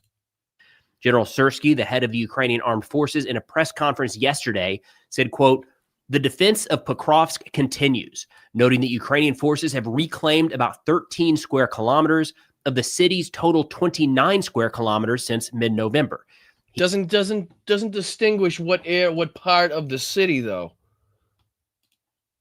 Again, I like to know what area we're talking about. You know, is it where are we talking? Here, over here, pushing in this way? Are we talking about the center? I mean, 13 out of 29 kilometers is a substantial amount of fucking territory. You know, it's no little area. So I'll be curious to see how this map is updated as the days go on here. As the days go on. So, but again, you know, if that is accurate reporting, if that's what's actually going on the ground, it's a very, very good thing to hear. And again, a huge blow. Think of how big a blow this is to, again, the Russians, who for the 5th or 6th time came out and reported the conquering of Pokrovsk, that it's been 100% defeated and that they now control and defend the whole fucking city. To now have this be reported, if we can, you know, if we see further information coming out, if we see further video confirming and corroborating, these updates and what's going on and what Syrskyi is saying, that would be a major, massive blow, especially with so many, 155,000 Russian troops congregated in the area to make a push. That would be a big development. He added that the number of Ukrainian troops deployed there is expected to increase. According to Syrskyi, Russia is increasing its troop concentration in the Pokrovsk sector, with more than 155,000 personnel now deployed. He said the area accounts for 40 to 50% of all Russian glide bomb strikes across the front. Now, to give you an idea of the area we're looking at, turning to deep state map here, we'll zoom in and then head over to the satellite view. All right, here we go. So this is the Pokrovsk sector here. I think it gives us a little better view when we use the satellite imagery. And a couple keynotes actually to the north here, this green area that has been what did he geolocate that building? How the fuck does he know where that is? How the fuck would he know where that fucking building is? I gotta see this shit. Unless there's somebody else he's using for information that already has geolocated it, or if the Ukrainians, or if it's on Telegram or something, maybe. I'm not sure, but that's impressive to me. Let me see what he says. Taken by Ukrainian forces. Actually, earlier today, I got the chance to talk to some of the soldiers that took part in this operation, and we're lining up an interview here before too awful long to get the first-person account of exactly what they did to clear this area north of Dobropilia of Russian forces over the last couple months. But shifting here to the fighting in and around Pokrovsk, the notable thing here, of course, is Russia claimed victory here a couple times. I mean, a lot of times. So I'm a little bit confused, chat, and I do apologize. Bear with me on this one. Again, you guys might be up to speed on what's happening, but did they not say that it was in Pokrovsk that this territory was taken back? Did I mishear? Let me go back to the beginning. My apologies. Where are we at right now? We're at 1:49. Remember that, 1:49. Let me just, I want to hear this of again. that southern Ukrainian city, as Russia appears to have massed as many as 155,000 troops to try to take it. General Syrskyi, the head of the Ukrainian armed forces, in a press conference yesterday said, quote, "The defense of Pokrovsk continues," noting that Ukrainian forces have reclaimed about 13 square kilometers of the city's total 29 square kilometers since mid-November. Of the city's total 29 square kilometers. So what I'm gathering from his reporting here is that we're not talking about so much the city center. What he was looking at was up here. He was looking at this area. But that's not, I don't know. I'm confused. Just a little bit. Unless this kind of entire area is just kind of labeled as the Pokrovsk defense area, which might make a little bit more sense, but I'm just a little bit curious because he was kind of looking up at these, which you can obviously see are green, right? Liberated areas here. That's 14.9 square kilometers, and this is 38.84 square kilometers. So again, excuse me, I'm trying to figure out what's going on. I was thinking more it was going to be in this area as opposed to more north, which it looks like he was pointing at. But again, we'll figure out as more information comes out. But let's go back to 149 where we were, and we'll continue. My apologies. But notably, in the last couple of weeks, Putin said that this has fallen and now completely under the control of Russian forces. That still doesn't appear to be the case. No, I know, but that's been like that for some time. Like we've been, and I can show you on the map myself. Like you can go back days. Like you can see the movement in the area. You know what I mean? If we center it and put that area, I mean, you can see the movement of the red on certain days in the areas that have been taken and not and disputed over. So you can see that. So for quite some time, at least this front hasn't moved a ton, right? You can see little areas that it's gone. But I mean, as far as taking over the whole city, it has not managed to do yet.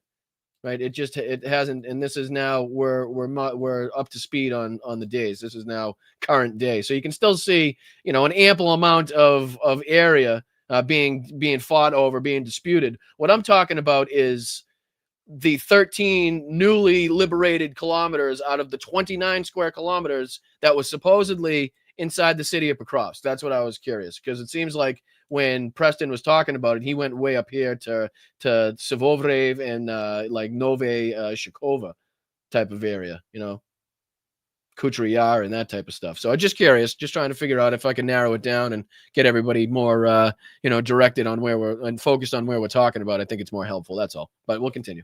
A lot of footage just in recent days showing the fighting is still very much ongoing inside of the city. In fact, the BBC had some reporters on the ground in Pokrovsk and issued a pretty interesting report a couple days ago where they said, quote, "Pokrovsk has not yet fallen. That is despite Putin's recent claim that Russian forces have taken the city.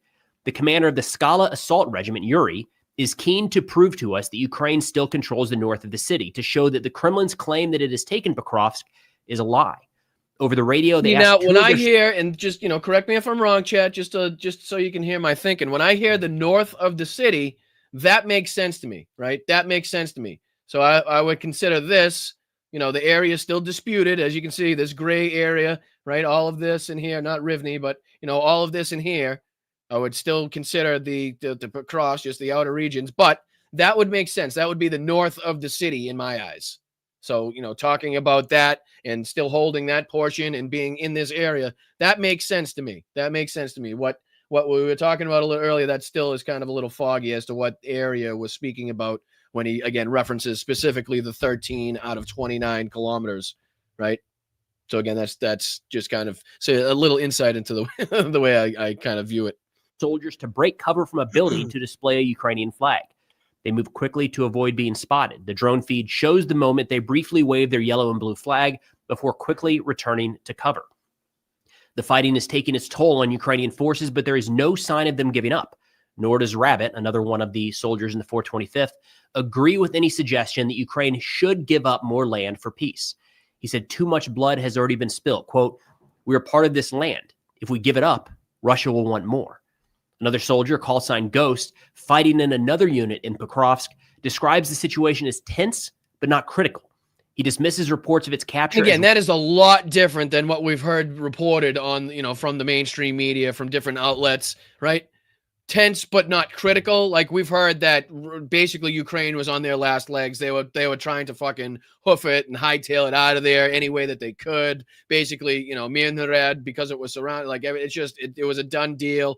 That's basically the theme that you were trying to, that they were trying to sell you on this area. And because, Russia has now 5 or 6 times claimed victory in the area, right? They've every now and again, every time it's been reported by the Russians, inevitably some of the fucking mainstream media or, other outlets, pick up on that propaganda and they just repeat it without confirming it or denying it. And then that's how they kind of spread. So now we're on our, again, 4th or 5th time going through the same shit here.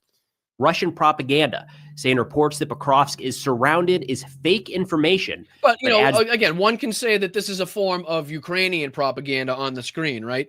So get out there with your flag, make sure a drone sees you, make sure a fucking camera sees you. That way they know we're here, right? That way we can say, hey, look, here's photographic evidence that we're in this bitch. We are still here. So that's in one way a form of propaganda as well. You know what I mean? Because this doesn't really tell us the strength that they are in there with. You know what I mean? It's just, again, it's not, just take it with a grain of salt type of thing.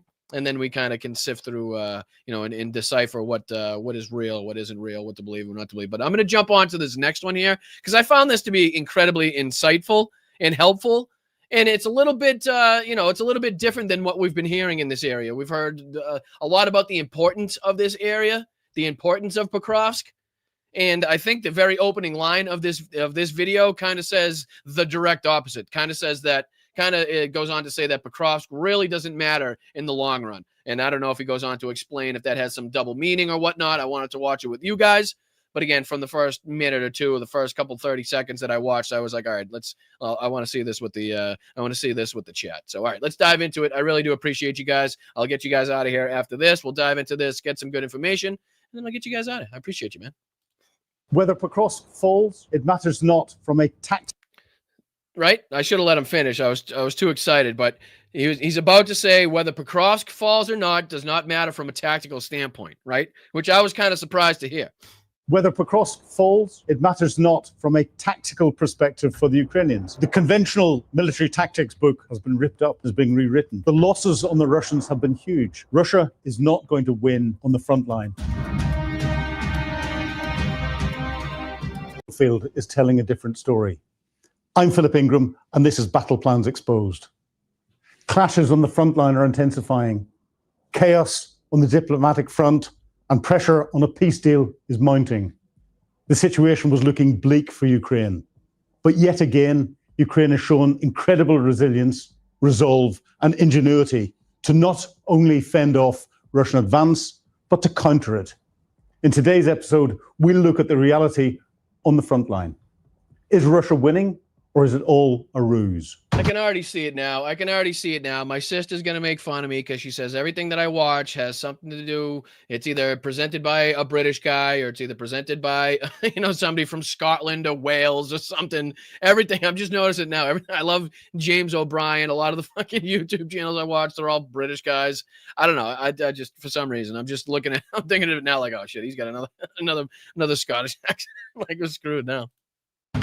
So let's have a look at some clips from the front line. Surprise attacks on Putin's shadow fleet. Kero and Virat tankers were critically hit just off Turkey by Ukraine SBU Sea Baby naval drones. Is he Irish? Now I'm having a difficult place. Not that it's important in what we're watching, but now I'm having difficulty placing the accent. While en route to Novorossiysk, carrying an estimated $70 million worth of oil each. No, 70. Oh, did you hear that? Did you hear that? Look at this. Now we're seeing drone footage of, again, the shadow fleet. We've talked a little bit on the show about the shadow fleet that was getting around the sanctions that Russia was using, again, to get around the sanctions. So check out on the screen now what we're seeing here of these drones taking out two tankers carrying $70 million worth of oil apiece. Right. And I'm sure that's just a drop in the bucket. That's just, chump change as it pertains to what's going on with oil. But that's a fucking big chunk of change to lose in, just a couple drone strikes. A quick 140 mil down in, at the bottom of the sea. I mean, that'll have some impact. You do that enough times, that'll have some impact. But check this out. On the front line. Is Russia winning or is it all a ruse? So let's have a look at some clips from the front line. Surprise attacks on Putin's shadow fleet. Kero and Virat tankers were critically hit just off Turkey by Ukraine SBU Sea Baby naval drones, while en route to Novorossiysk, carrying an estimated $70 million worth of oil each. Now, Ukraine is taking its fight even further, according to reports, and this is a Russian shadow fleet tanker off the coast of Senegal. It reported external explosions before water coming in, and well, that doesn't look like it's going anywhere anytime soon or fast. So well done, boys. Well done. Stopping it from achieving any power and starting to sink down. Yeah, it's Scottish. I can tell by the power. He says power. Scottish. In case anybody's wondering, I think somebody backed me up in here. Task View backed me up. I appreciate you. I appreciate you, TV. Appreciate you, TV. Stern. The Ukrainians have not, interestingly, claimed responsibility for this yet, but it seems as if Ukrainian intelligence is taking the war on a global basis. So near occupied Berdyansk, Ukraine's military intelligence blew up a group of the Kadrovites, which are a Chechen-based Russian defense force. Wow, we haven't heard from the Kadyrovites in a long time. We haven't heard from Kadyrov. The last I saw was somebody trying to see if he was still alive, and he was meeting, I think it was some famous boxer or UFC fighter in his mansion, and he did not look well. I know he's had some serious health issues, so the fact that he's still kicking is obviously just a testament to how much money he's been able to steal. But this is video now that we're seeing of a strike on Kadyrovites that were trying to access, that were trying to purchase, I think he's saying oil or gasoline here, which was, is a big thing that's going on, whether this is a state-sanctioned purchase or if this is kind of like the shady backdoor dealings of the Russian military that we're seeing in real time. This is a strike on that going on. A fuel deal. A lot of dodgy deals with military fuel happening in different areas. The strike targeted in the middle of an exchange. Whether this was a legitimate exchange or part of the corruption that's going on the front line, it's hard to tell. But the SBU and the HUR know exactly where to target. The Russians aren't. I'm kind of going back and forth now. This guy fucking sounds like he's Scottish that moved to Belfast. I'm not sure. He's throwing me off here. It's not thick enough to say that he still lives there or that he's grown up there his whole life, but it's just giving me a little twinge of both. So I don't know. I'm fence sitting on this one. I don't want to end up on either side and piss off the Scottish or the Irish community. If anywhere. So this is the first time that we've seen a Russian Shahid drone with a guided air-to-air missile, the R-60. However, this drone didn't survive. It was shot down using a Sting drone, a Ukrainian anti-drone drone, many of which are going to be manufactured in the United Kingdom to knock it out. So in case anybody's wondering, we're witnessing a Ukrainian anti-drone drone take out an advanced Russian drone. But the Shahid drones now have a capability to launch air-launched air-to-air missiles. This is something that will change Ukraine's tactics when it comes to dealing with... just another development in the drone war, right? Just to show you how rapidly things are advancing. Like pretty soon these drones are going to be shooting at each other in the air, right? They're going to, not that they don't already, but in a more dramatic way, in a more offensive type of way too. Right. So again, you're not just going to be, I don't know, it's crazy, the development and the rate at which, people are expanding the use of drones, the attachments, the defense mechanisms, the offensive capabilities. It's crazy. threat from a fixed wing perspective. So the world's deadliest weapon fails again. This is the 5th failure on launch of Russia's Satan II missile, and that has fallen back to Earth. It seems to be for the world's deadliest weapon, it's only the launch crew that are going to suffer. Again, another on paper compared to real life, right? So this is like Russia is the biggest fucking Instagram versus reality country. I don't know, maybe China's kind of giving them a run for their money, right? But this is, again, supposed to be the world's deadliest weapon, which, what did you say, for the 4th or 5th time now, has failed to launch, has crashed before it fucking made it out, the first stage of its launches. So again, looks great on paper, sounds great. The capabilities, the range, the explosive fucking power, sounds great. But if you can't get it off the fucking launch pad, it ain't going to do you much good. So let's take a closer look at the front line. Let's do. I'm curious now. In the war that has lasted more than 3.5 years, the heaviest fighting over the past 2 months has been centered in Pokrovsk. And here we have Pokrovsk, Okay. Mirianrad, Yep. and Rodyansky, Yep. the cauldron that is closing in and around and stopping the Ukrainians getting in and out. So starting with Pokrovsk, what's going on? Well, in Pokrovsk itself, the Russians have claimed that they've taken the whole of the city. They haven't.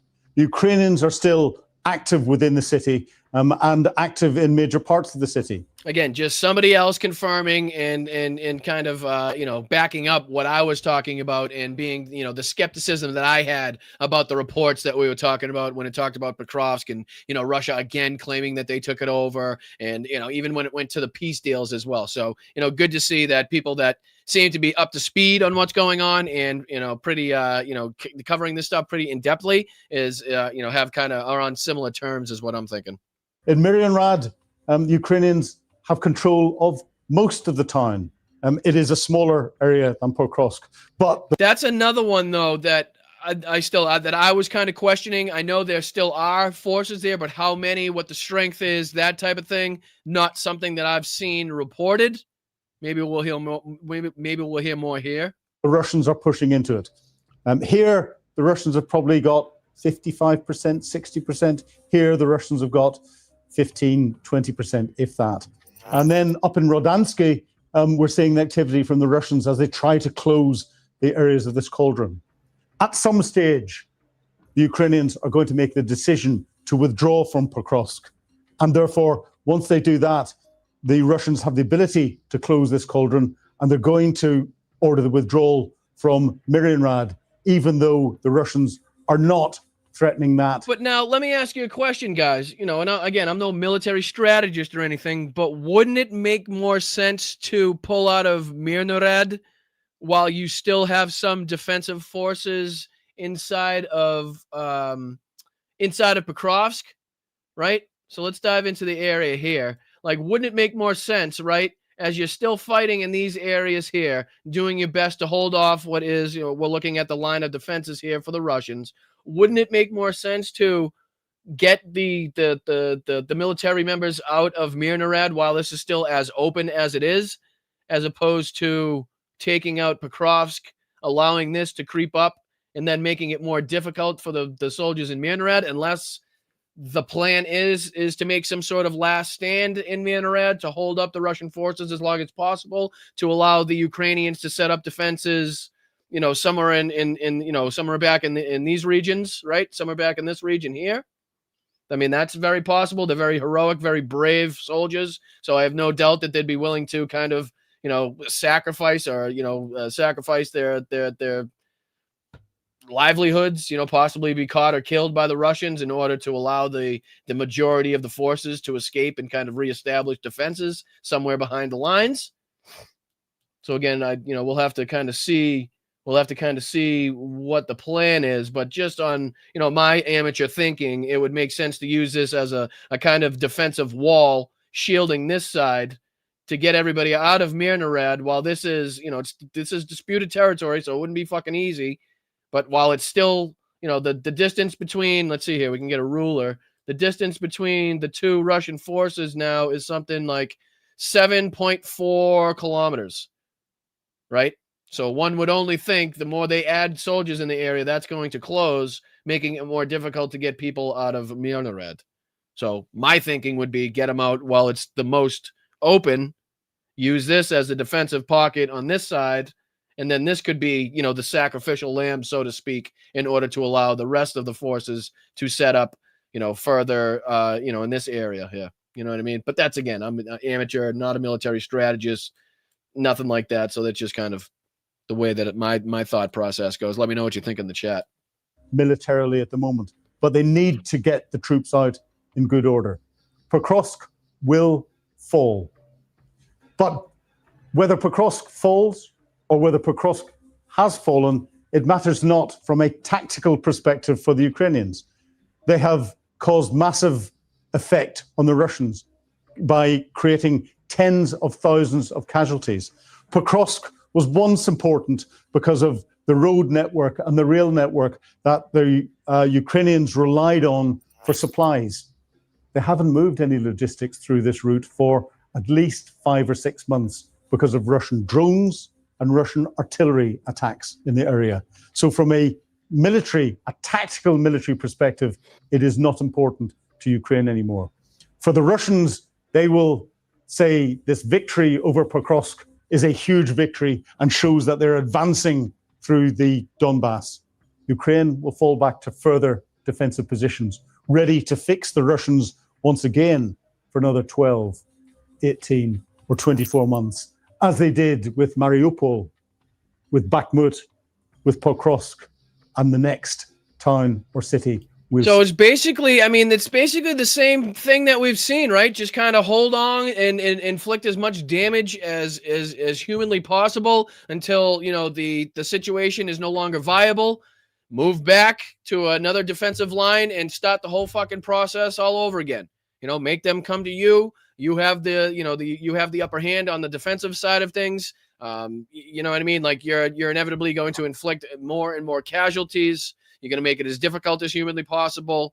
It's kind of the position that they're left in right now, without, again, the overwhelming support of the United States. You know what I mean? So clearly doing their best, and they're, like he said, the amount of casualties that the Russians have taken just trying to take Pokrovsk, and as he just heard, an area in which, the vast amount of supplies has not flowed through. It was important at one point because of the hubs and the different highways and connecting roads and stuff like that. But, like you just heard, because of the situation there, it hasn't been used in quite some time. So in reality, they've already made the change. The change has already happened. They've already made the switch in policy and, logistical routes and stuff like that. So if it does fall, that part of it's not going to be affected. They've probably already begun setting up defensive lines behind them. So inevitably, when they go to fall back, they have someplace already set up to do so. And then again, it's okay. Let them fucking come this way, and we'll take them on head on again, and we'll take them all out until there comes to a point where we have to move back again. And hopefully by that point, we have some either diplomatic solution or a new leader in the United States, the European Union steps up, NATO, whatever it may be. We're kind of hopefully just, again, killing as many Russians while biding as much time as possible. That's kind of it down in a nutshell. But all right, what do you say? I'm going to start to getting into thanking some people. Again, that was a video in case anybody wants to watch the rest of that. There's about 10 minutes or so left in that. He does go over a substantial portion of, the strategy, the mapping. Let me see. He goes over, this is how it says Russia cannot win. I'm going to put this on just for another 2 minutes. We have the time, so we might as well dive into this as well. Of the same. Neither side can generate sufficient combat power to have a decisive victory on the front line. Russia could win on the front line if Ukraine collapsed or Ukraine was ordered to move back. But Ukraine is holding them and has held them for the last 4 years. In that 4 years, if we compare it to the Second World War, Russia has advanced about 40 kilometers. In the Second World War, Russia pushed the Germans back from just outside Moscow to just outside Berlin. And the casualties, Second World War, 8 to 10 million casualties. Here, we're about 1.3 million casualties. But that's significantly more, and that's just on the Russian side. That's significantly more than the Allies suffered in battles in the Second World War. Russia is not So going again, to win. he's right, because we always compare everything to the losses that the Russians faced in World War II, and not always, but sometimes we'll say here, the Americans couldn't even fathom the amount of losses that the Russians have seen in this. But again, if you put that in context to some of the losses, in the entirety of wars that the United States has fought, all the casualties put together, or again, try to put that in perspective into a single 3 or 4 year campaign. It's still astronomical. It is still incredible. And then he talks about the amount of territory, as I've pointed out before, and we'll end on this one, guys. We'll end on this note that I've made before. Just because the map looks really, really red, again, has the illusion of them holding all this territory and having men in all this, which they don't. But again, if you zoom out, look at how big Ukraine is, right? And look at the amount of territory, look at the distance that they've managed to come in, from Russia in all of this time, and how much they've lost, right? So in that same time, can I zoom out anymore? Or is that as much as I can zoom out? In that same time, the Russians in World War II managed to push the Nazis from the edges of Moscow, the outskirts of Moscow, all the way to Berlin. Just to give you some perspective on the distance the current Russian military has managed to gain inside of Ukraine, and what still has to be, left to be conquered, so to speak, or their goals still left to obtain. It puts it in perspective. Right? And we're talking about, Moscow way the fuck up here, and we can't even see Berlin at this point on this because I have it focused in on Ukraine, but obviously way the fuck over here. You know what I mean? Or somewhere up here in this region. But I mean, you can see the difference. You can see how substantially different it is in territory gained with the losses sustained on the battlefield. So just to, put in perspective how well the Ukrainian military has done and continues to do with the odds that they face, it's fucking pretty impressive. If not a damn miracle that they have managed to, put up the resistance that they've managed to put up thus far in this fight. Again, without seeing the support that they deserve, what they were promised from the United States. It's back and forth. They can't do this. They can do this. We'll give you the weapons, but you can't use them. It's been crazy. It's been crazy. But let's get into thanking some people. Let me see my own phone-a-rooski. We'll get into thanking some people here on the YouTubes. I really do appreciate you guys, not only for sticking around for the 2 hours earlier today, for hanging with me tonight. I appreciate it. I really do. I know I tell you guys, but I want to make sure that it's very apparent that there's absolutely no question whatsoever as to whether or not I appreciate your time, your energy, your resources, your passion, that type of stuff. It is tops on my mind when I come to speak with you guys and be with you guys here and talk about the news.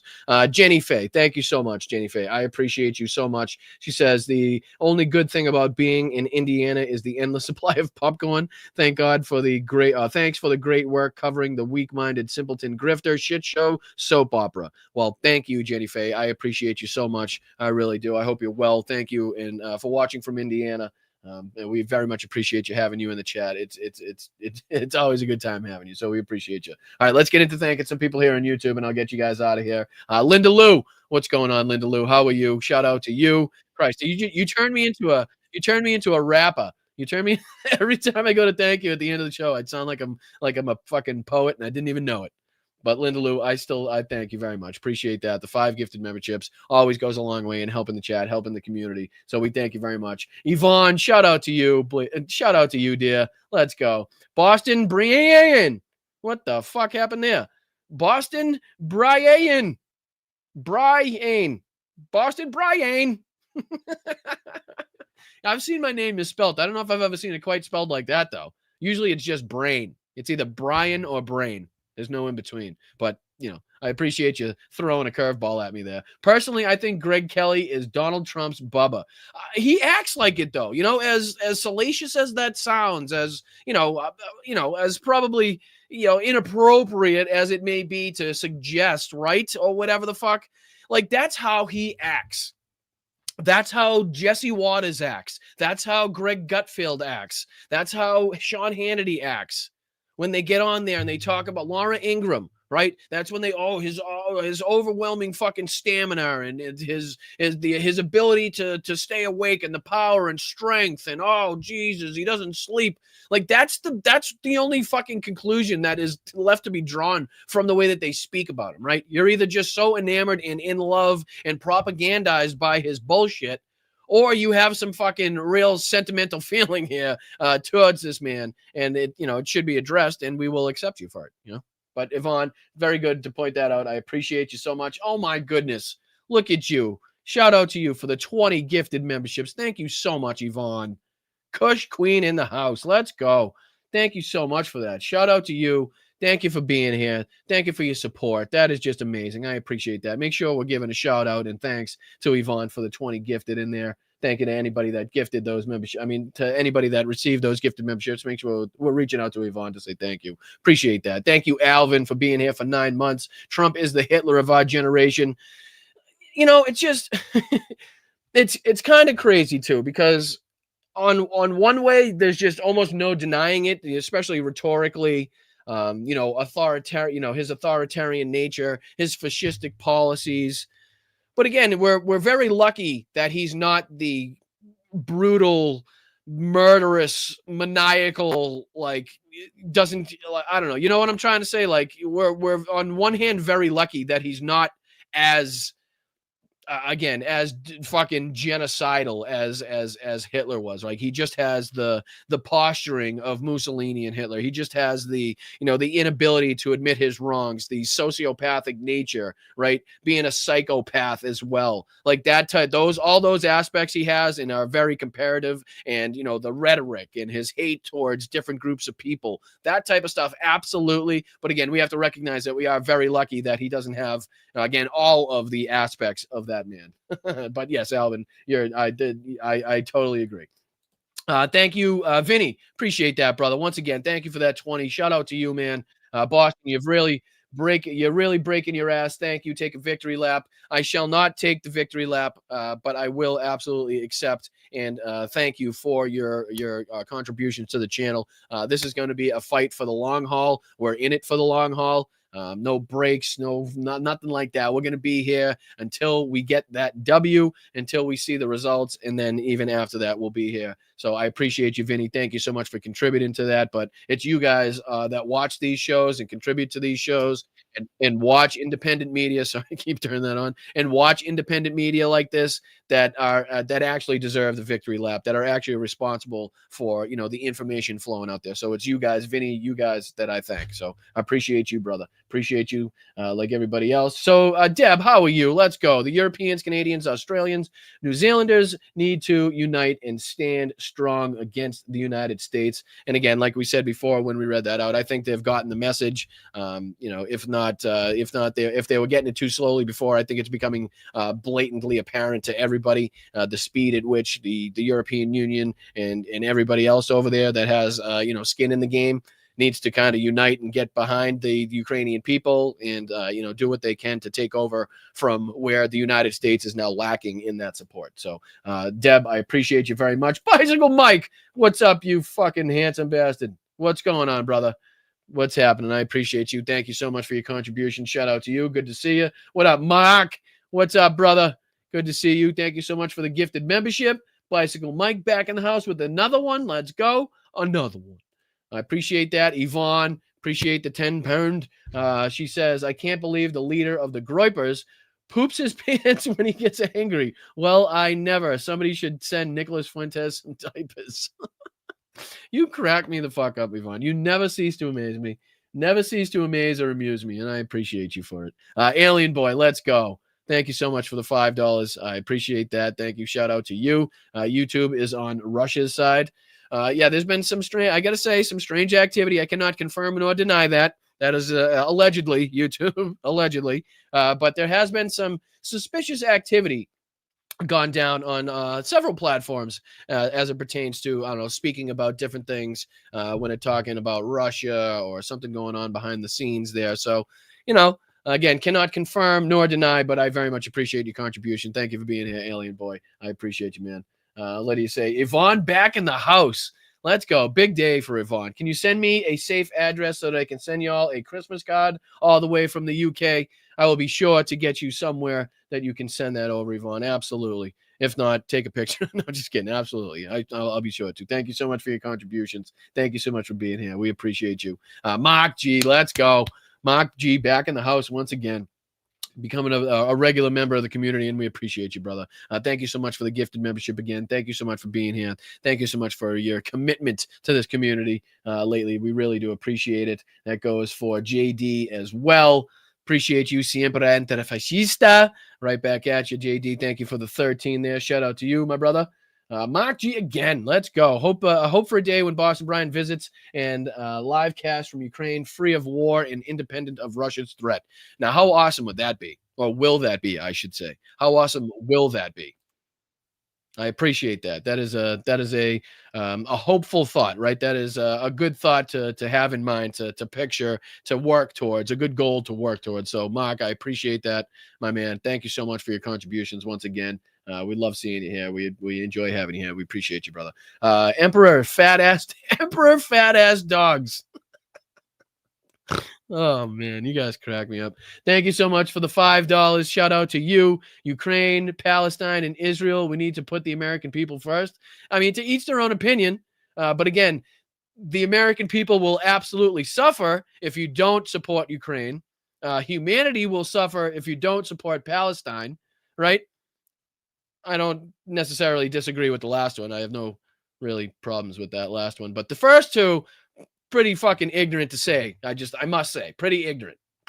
One is actively having a genocide perpetrated upon it. The other one is actively having a genocide perpetrated upon it and is engaged in one of the most brutal and active wars in Europe since World War II. And again, if Russia gains a hold of the entirety of Ukraine, I don't know if you like bread, or I don't know if you like cake, or I don't know if you like pasta, different shit, but not so much cake, but pasta and shit like that, Emperor. But that shit will be a lot more expensive, right? Not to mention if Russia goes into Europe, what that means for world trade, what that means for how we stand on the world stage. Again, we don't want Russia being somebody controlling Europe. I think that was once a bad thing. We found that out before somehow. I think there was a time and place where we found that out. But still, everybody can have their opinions. That's just mine back at you. But we appreciate your contribution. Appreciate you being here. Thank you so much. That's rounding it out tonight, ladies and gentlemen. Thank you guys for being here. Thank you for contributing. Thank you for your opinions. I really do appreciate it. Again, whether I agree or disagree, you guys it's a free country. You're able to express those opinions. And we're not here to shun you or shame you or anything like that, but I will be here to defend my positions on those. And again, if I disagree, I'll be here to let you know. But again, we appreciate we appreciate all the contributions here. We appreciate everybody watching. And like I said, free country. Everybody's here for their opinions. But all right, I'll get you guys out of here. I thank you just immensely. I really do. It's been a great day, great couple shows here, great couple episodes. Go back and check out the interview this morning, our episode this morning. And again, make sure you like, share, subscribe. I will see you guys tomorrow for the Thursday show, 2 p.m. Eastern, 11 a.m. here on the West Coast. Make sure you hit that notification bell so you know when I go live. Again, I'm Boston Brian. This is Blunt Politics. I really do appreciate you guys, and I will see you tomorrow. All right, stay proud, stay loud, stay aggressive. Slava Ukraina, Heroyam Slava. I appreciate you guys. Make sure you're out there finding this protest, finding this rally, but stay safe. Keep your head on a swivel. I'll see you tomorrow. Thanks, guys. Oh, hold on, one more. Palestine isn't even a real country. I don't support them because of their treatment of women, gays, and non-Muslims. Well, I don't know how you could say it's not a real country. I mean, again, there's a definite discussion to be had on the back end of that super chat, right? Definite discussion to be had. But again, that shouldn't overshadow our humanity, right? That shouldn't overshadow our humanism. That shouldn't turn us into what you think you're fighting against, right? If you think they're being inhumane in their treatment of women, inhumane of their treatment of the LGBTQI community or non-Muslims, but that shouldn't lead you down the path of saying, okay, fuck them, let them get bombed, let their children starve, let their children be murdered. Let's not recognize them as an actual state, even though, again, the historical nature of that is fucking asinine to say, just, going back in factual terms we're talking about. But again, I will not deny that the back end of your statement has an absolute discussion attached to it, but that should not turn us into monsters. See how that works? Like, you don't have to turn into the same people that you are combating in order to get your point across, right? There's other ways to go about that. There's debates and discussions and, bureaucratic, roads to take that we could go down on that route. But again, that doesn't mean that we're supposed to sit here and not talk about, not defend, not speak up when we see an active and ongoing genocide, people starving on a daily basis, that type of stuff. I'm not going to sit idly by while that shit happens. But again, if you're willing to debate and talk about the other side of that, then again, I'm willing to stipulate that that is a conversation that is something that could be had. All right. So a little bit of back and forth. All right. How's that? All right. I appreciate you guys. I'll see you tomorrow. Thank you for sticking around. Thank you for being here. I really do appreciate you. And I will see you guys tomorrow. Let's go.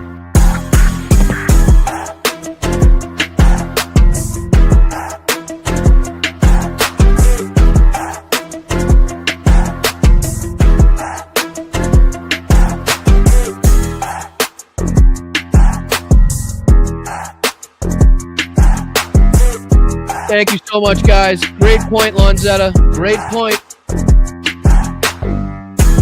Thank you, Nicholas. Thank you, Taffy.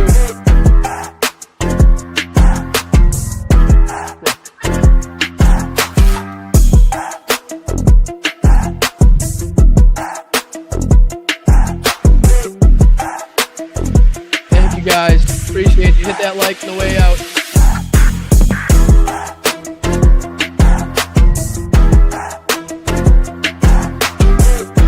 Lady Yakov. Thank you, Tamra.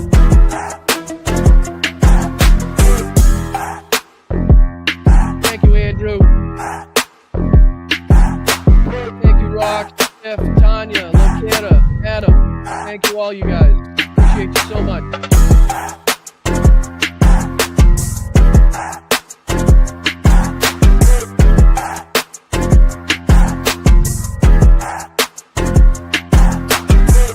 Thank you, Everett. Thank you, JD. Thank you, Gamer. I'll see you guys later, all right? Nothing bad can happen. It can only good happen. Somebody said, is that a Trump statement or is that real? The kidney has a very special place in the heart. It's an incredible thing. God bless the United States. It's a new form of vicious violation to our country. They're just getting acclimated. You know what that means, acclimated. The water coming here is dead. Obama. China has total respect for Donald Trump and for Donald Trump's very, very large brain. Yesterday's a hard word for me. When you ran out the healthy arms, you ran out of really healthy. They had great arms, but they ran out. It's called sports. It's called baseball in particular. Get off my plane. You'll have a group of Venezuelan killers, street gangs, occupying the town with MK-47s, I know that. Oh, get those lights off! Off! Turn them off. They're too bright. Turn them off! Call them dumps. Big, massive dumps. They call them dumps. Big, massive dumps. Venezuela? Did you just see Maduro? Venezuela. It's unbelievable. Oh, go fuck yourself. Tell the director to call the White House. Do your fucking job! What uranium is, right? This thing called nuclear weapons and other things, like lots of things are done with uranium, including some bad things. Where you going? Nowhere. It feels so lovely to be here tonight. What a beautiful, give yourselves a round of applause. You're so lovely. Everyone's so lovely. A cacophony, a crescendo, a finale, a coup de grace. I ain't falling for no banana in my tan tank. Eating the dogs, the people that came in, they're eating the cats, they're eating the pets of the people that live there. When you ran out the healthy arms, you... Hey, you got a little chubby going there. There's no way we are going to allow a con artist to take over the conservative movement, and Donald Trump is a con artist. All right, guys. I'll see you tomorrow. Appreciate you. Take it easy. The big, fat, sloppy United States.